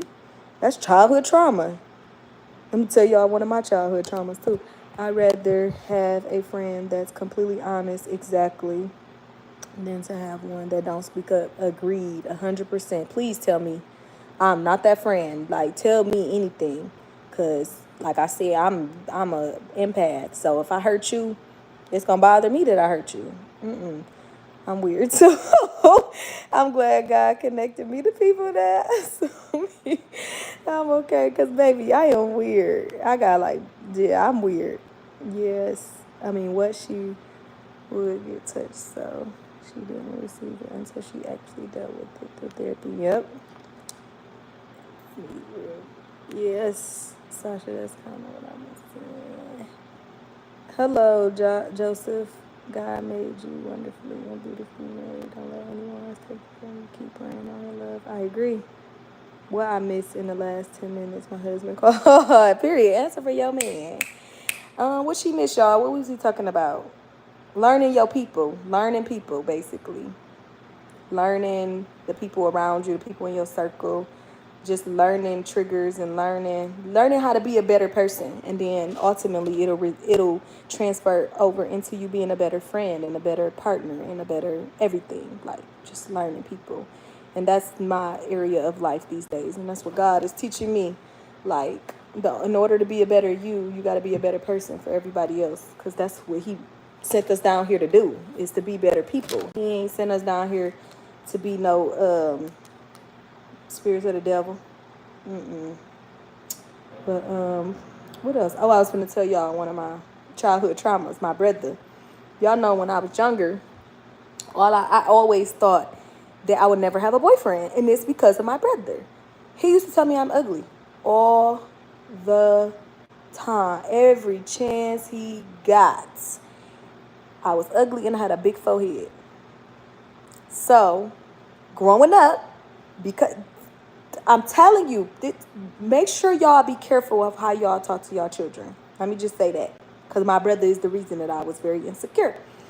So I try not to point out any things that I think is a flaw in my children, because I don't want them thinking that they got any flaws, especially at this young age. No, everything about you is beautiful. And my kids got my forehead. A couple of, I think Lele got it for sure, and I think Via might got it too. But yeah, so my brother used to tell me I'm ugly and I had a big forehead, right? So growing up, I always thought I was ugly and I would never have a boyfriend. And then a lot of, I wasn't in the best situation, so I didn't go to school, you know, I didn't go to elementary, middle school looking the best with the nice, I wasn't, it wasn't up to par. So I really thought that I was ugly because I wasn't, And so and he used to tell me I had a big forehead. So anytime I wear hairstyles, I would try to wear something that would cover my forehead because my brother kept telling me I had a big forehead. So he created an insecurity in me at a young age. So I grew up thinking that, like that. So yes, be mindful of how you talk to your children.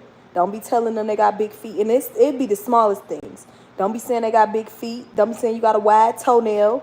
Don't be saying you got a bent finger. Like, don't be saying none of that stuff, because you will create an insecurity in your child that they don't need to even have. They don't even need to be worried about how they look and their appearance. And I know that's what this society is worried about, is how we look and stuff like that.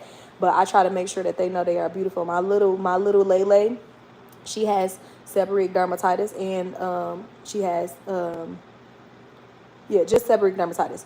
And so her skin itches a lot. So she, got, kind of like eczema skin. And like her face, when she would have like sores, she would like dig in them and literally pick them until she can't pick up no more, which causes like little marks on her face. And guess what? Every single day I see that baby, I say, "You the cute butt?" She was like, "I'm the cute butt. I'm the cute butt, mommy." And I love when she say that, because she is the cute butt. And I want her to know, you are beautiful. And then I tell her sister too, like, don't be calling your sister ugly or nothing like that. She don't really call her ugly all the time, but she has said it before. But I tell her, don't be saying that. Don't be calling my baby ugly. Neither one of y'all ugly. So don't be saying that. I want y'all to speak nothing but positivity over them. Period. Over each other. Yes, yeah. And it's better to have a small circle than a big one anyways. He jealous of you. That's why he said it. I talk life into my kids. Talking about my brother jealous of me. He just was trying to prepare me for the world. My brother is like my only... That's like my homie. Like, that's my dog. And he probably still call me ugly. Them older siblings and cousins do not want you to be great. I'm telling you, they don't. And y'all know my brother was trying... this your older brother, so he ain't want no boys talking to me, obviously, because it's my brother. So he ain't really... But one thing about my brother, he was a real person. Like, he kept it real with me. Like, I knew about stuff that I shouldn't known about, but I needed to know, obviously, because my mama wasn't, doing her part, and my daddy wasn't doing his part. So when it came to my brother having sex conversations or any of these types of conversations, I knew about him at a very young age, which I'm grateful for, because it's helped me into knowing how these men get down in this world. So, it ain't a lot of people who could say had me or nothing like that. So brothers are something else. I'm telling you, y'all have to fight my brother real bad. My baby named Lele too. Her name is Leia. We call her Lele. But we look like twins. I grew up as the only child. Girl, I grew up as the only girl. I'm the only girl. I got 2 brothers on my mama's side and 1 brother on my daddy's side. I never grew up with my brother on my daddy's side, but my 2 on my mama's side, both of them older than me. I'm not only the only girl, but I'm the youngest girl. I'm the youngest. So, yeah, they really gave me HELL. So, but, what was I about to say? I forgot. Right. Shout out to Big Bro. Oh, yeah, that's what I was talking about. Him and his conversations with me. He would have all type. And even now, me and him was just we was on the phone for 3 hours the other day. And I love being able to have unfiltered conversations that don't come off as weird. Because I'm an adult, and I feel like we should be able to have adult conversations. And we do. I'm just saying that to say, because some people will probably be like, I'm not having that conversation with my brother. Or I'm not having, like, no, me and my brother have real full-blown conversations. So we were talking about how long we both been celibate or whatever, as he's celibate as well. And so I was very proud of him. I'm like, he was like, because I'm just not focused on that. Like, I'm, focused on so much other stuff in life. And as you get older, sex becomes, like, who cares?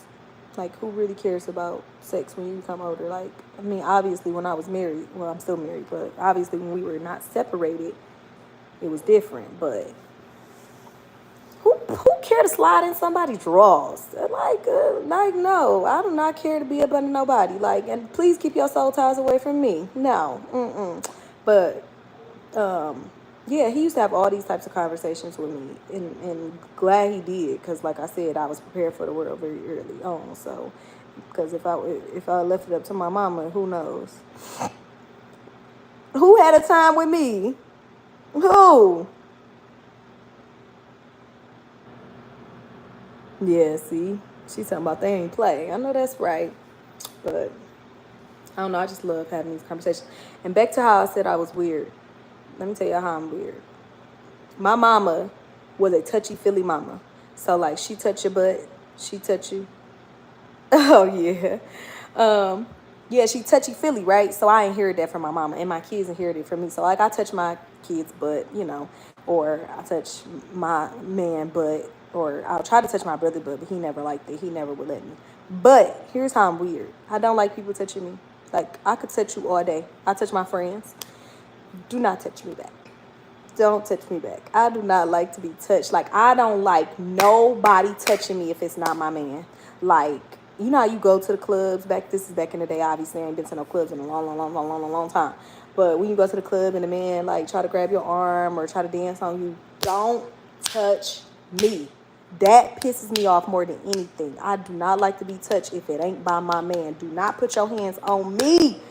Just thinking about it, I don't like it. And even with my friends, like, don't touch me. I literally run. Like, I don't like hugging. I love hugging. This is the funny part. I don't like hugging people that want to hug me.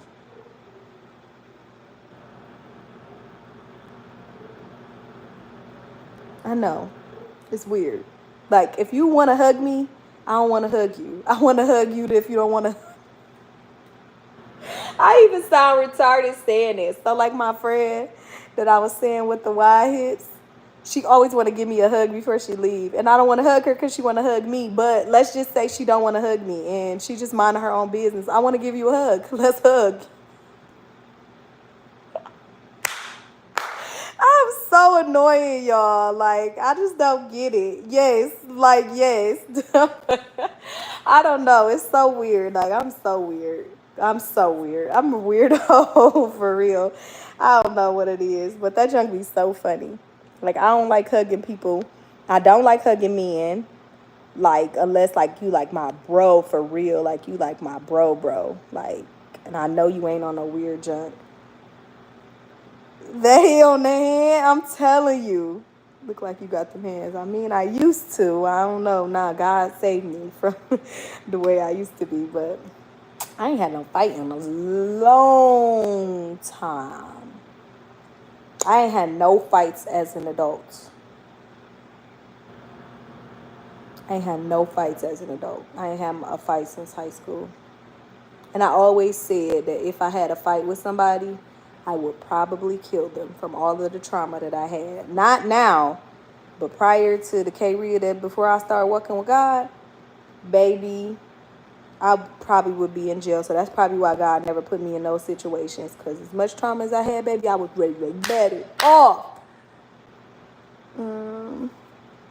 Because why are you touching me? Exactly. Like, don't touch me.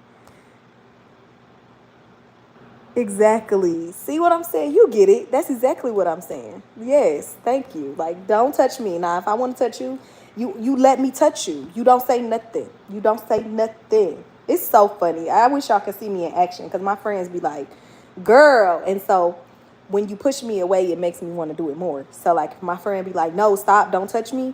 oh, now I'm really finna go. Now I'm touching everything. Like, I'm touching your boob, I'm touching your butt, I'm touching your arm, I'm touching your leg, I'm touching everything. Nah, because you done messed up. You don't tell me. It's only when they be like, oh, okay, you want to touch me? That's when I start backing away. Like, please don't. Just don't. You just irritated me.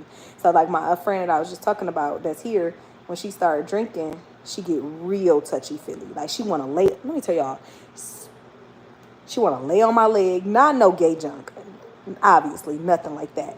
She want to lay on my leg.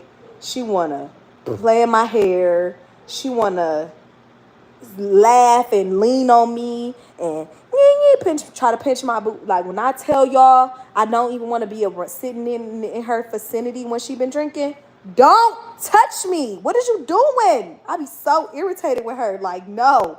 I be literally trying to run. So I don't sit next to her when she been drinking.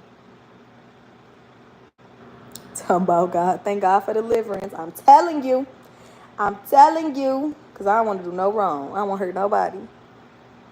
You sound like my oldest. He hate being touched, but it's super touchy. Exactly. She becomes a girly girl. Okay, literally irritating. That's how my kids is too. They real touchy-feely, y'all. They real. And I don't mind them. Well, except for when they be like coming in the room touching my boobs or something. Because they all my body parts, they like mushing them. Stomach, boob, the mushy ones, you know. Because, you know, got the mommy tummy. So she mushing it.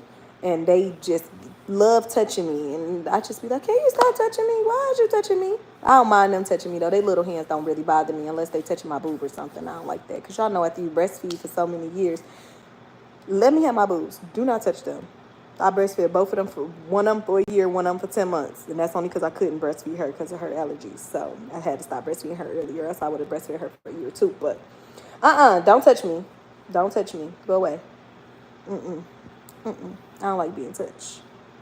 So yeah, I'm a little weirdo. We've been on here for a very long time, y'all.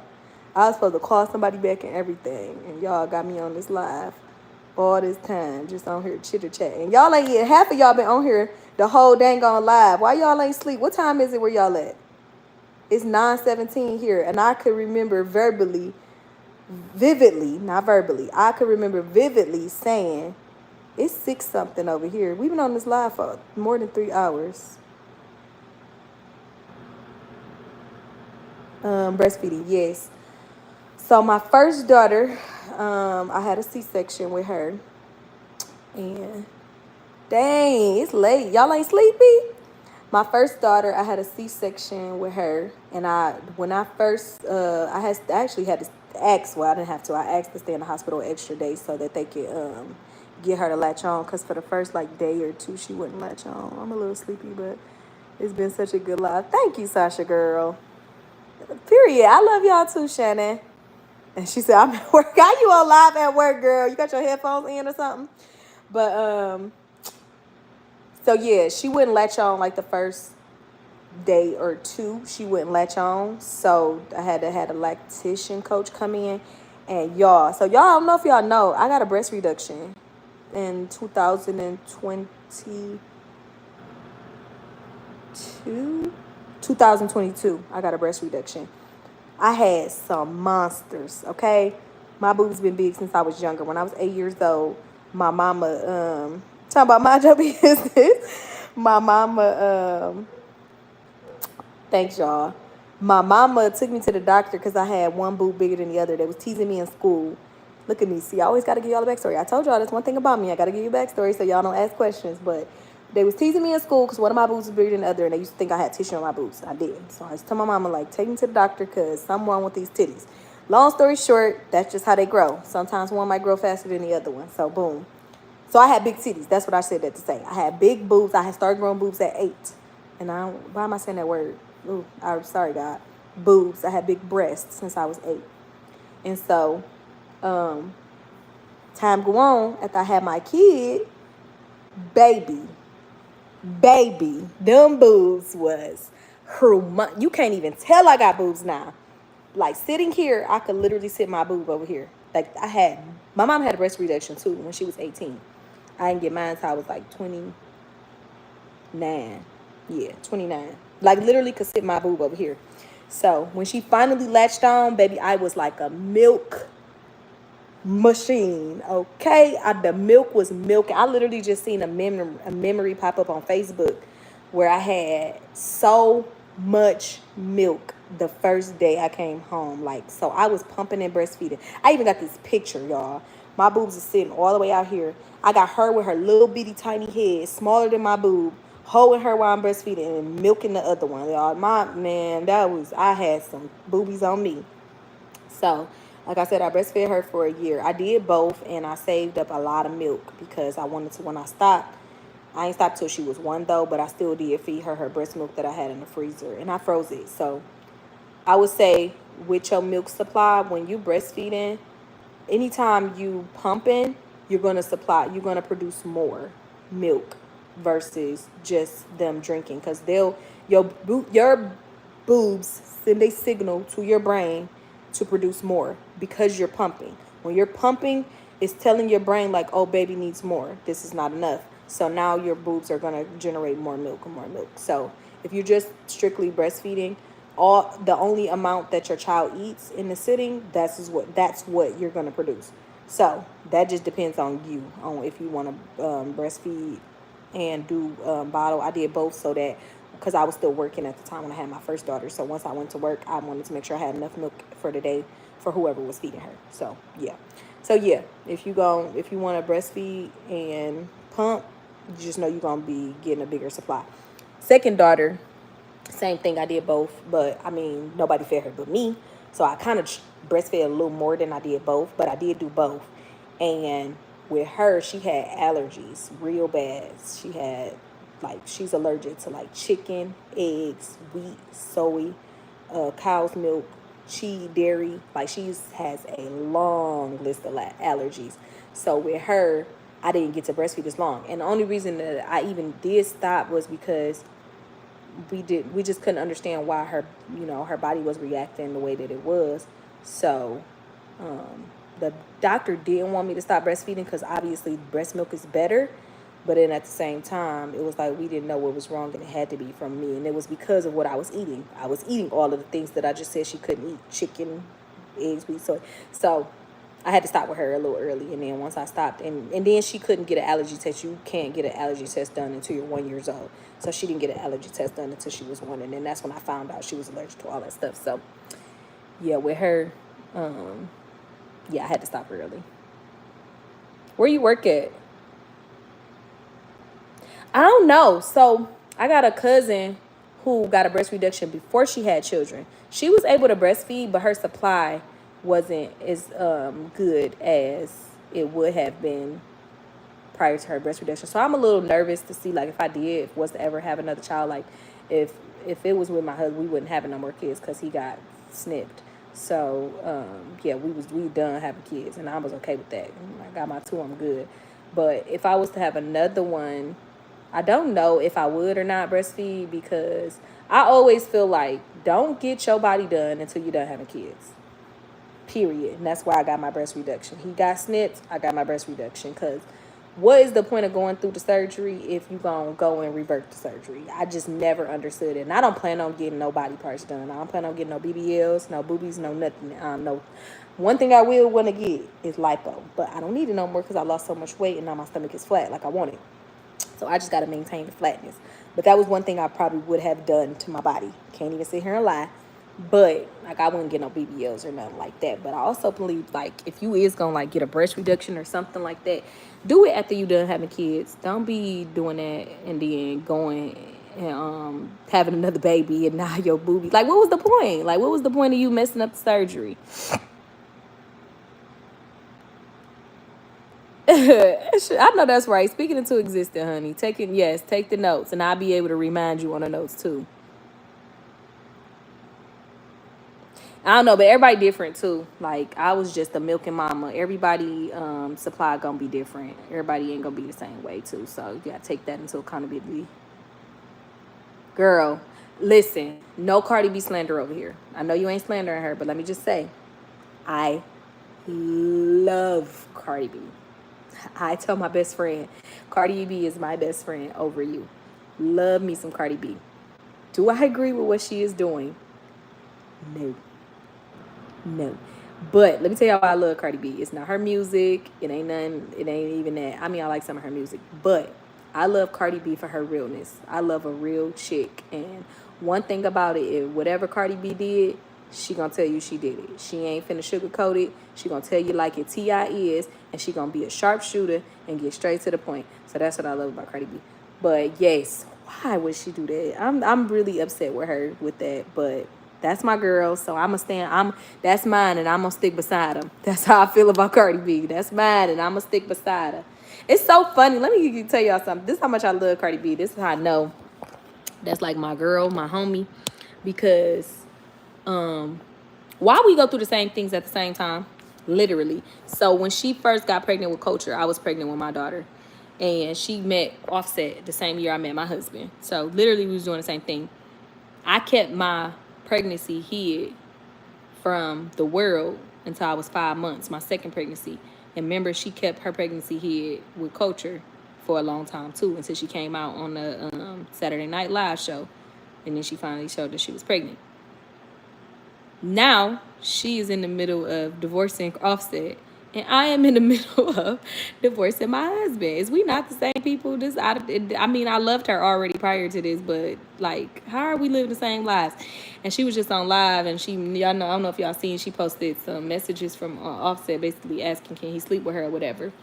And she posted the messages, and then she got on live talking about it or whatever, and I was like, dang, I love her, but the only thing is that we just two different people, because I sure ain't finna be on here cussing like that and telling all our business like that, nah, but that's it.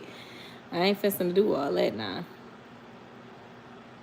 Are you saving this live? My niece wants to know. She says you gained another. Andy is Niecy Poo. This live will be saved. Yes, ma'am. This is a part of Vlogmas, so yes. I saved all the lives. This is a part of Vlogmas, because y'all, I ain't gonna lie, your girl is not editing. I gotta get the editing, because I haven't even finished out the vlog for tomorrow. I ain't even like end it or whatever. I gotta end it, and I'll probably just do that. I know, I think we should do enough. I think I'm gonna do one more live, and maybe it'll be like Christmas. I said I was gonna do the day that Santa Claus come and bring the gifts, just in case my kids watch this back. I said I was gonna do that day, but I don't know. I might do Christmas. Depends. I love making people smile. What's her name?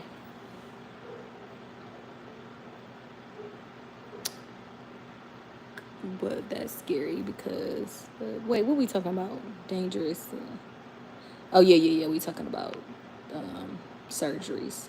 Don't make it. I'm saving all these women still get it. I know. I don't know. I'll say it's a little off the chain and probably doing a whole lot more than your husband. Yeah, probably so. Because he got money, so he probably done bagged a bunch of them. Hey, Maya girl. Yeah, he probably definitely is. I literally compared them two too the other day. Not like full-blown comparison, but I was just like, he got a lot of money, so he probably like really out there doing some craziness. And you could tell Cardi B really loved that man, and she ride or die for him. And that's one thing about a woman, not a good woman, is going to ride or die for you. And they going to hold you down to no return. It's all about you. It's literally all about you and how you move. And sometimes men ain't ready to grow. They just ain't, like, some men just ain't ready to grow. They ain't ready to grow up, and they ain't ready to grow. They're not ready to be better.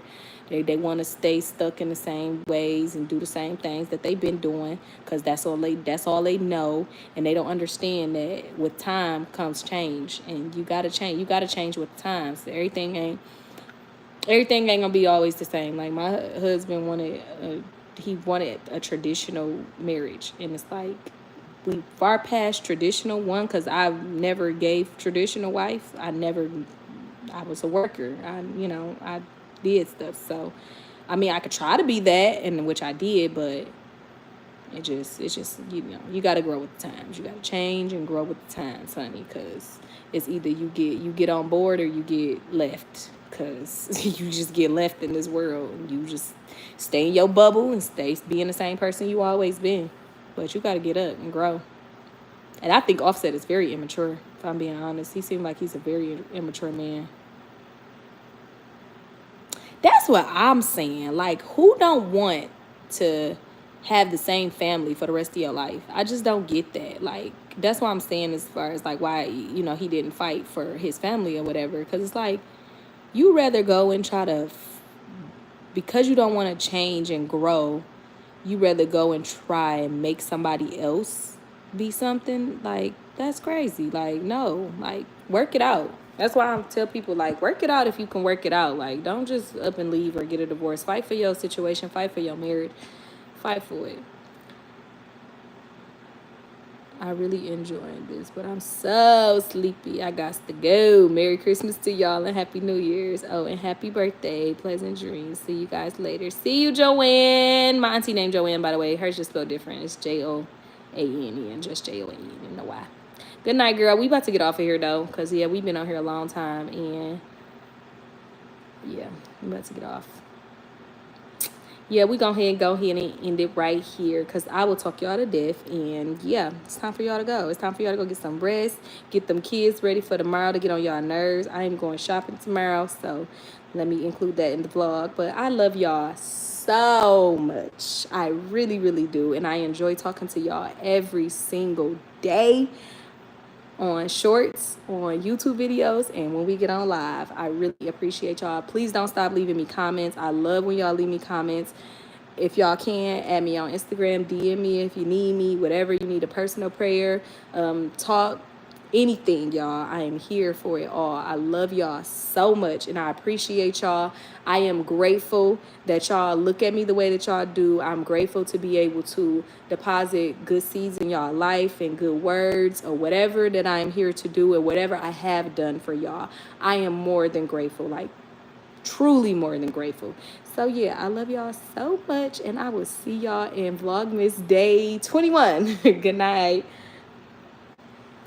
Instagram, DAMNNEARPERFECTTT. So it's in every link in the description of the video. So if you go on the links in the description of my videos, it'll be right there. So yeah, good night. Love y'all.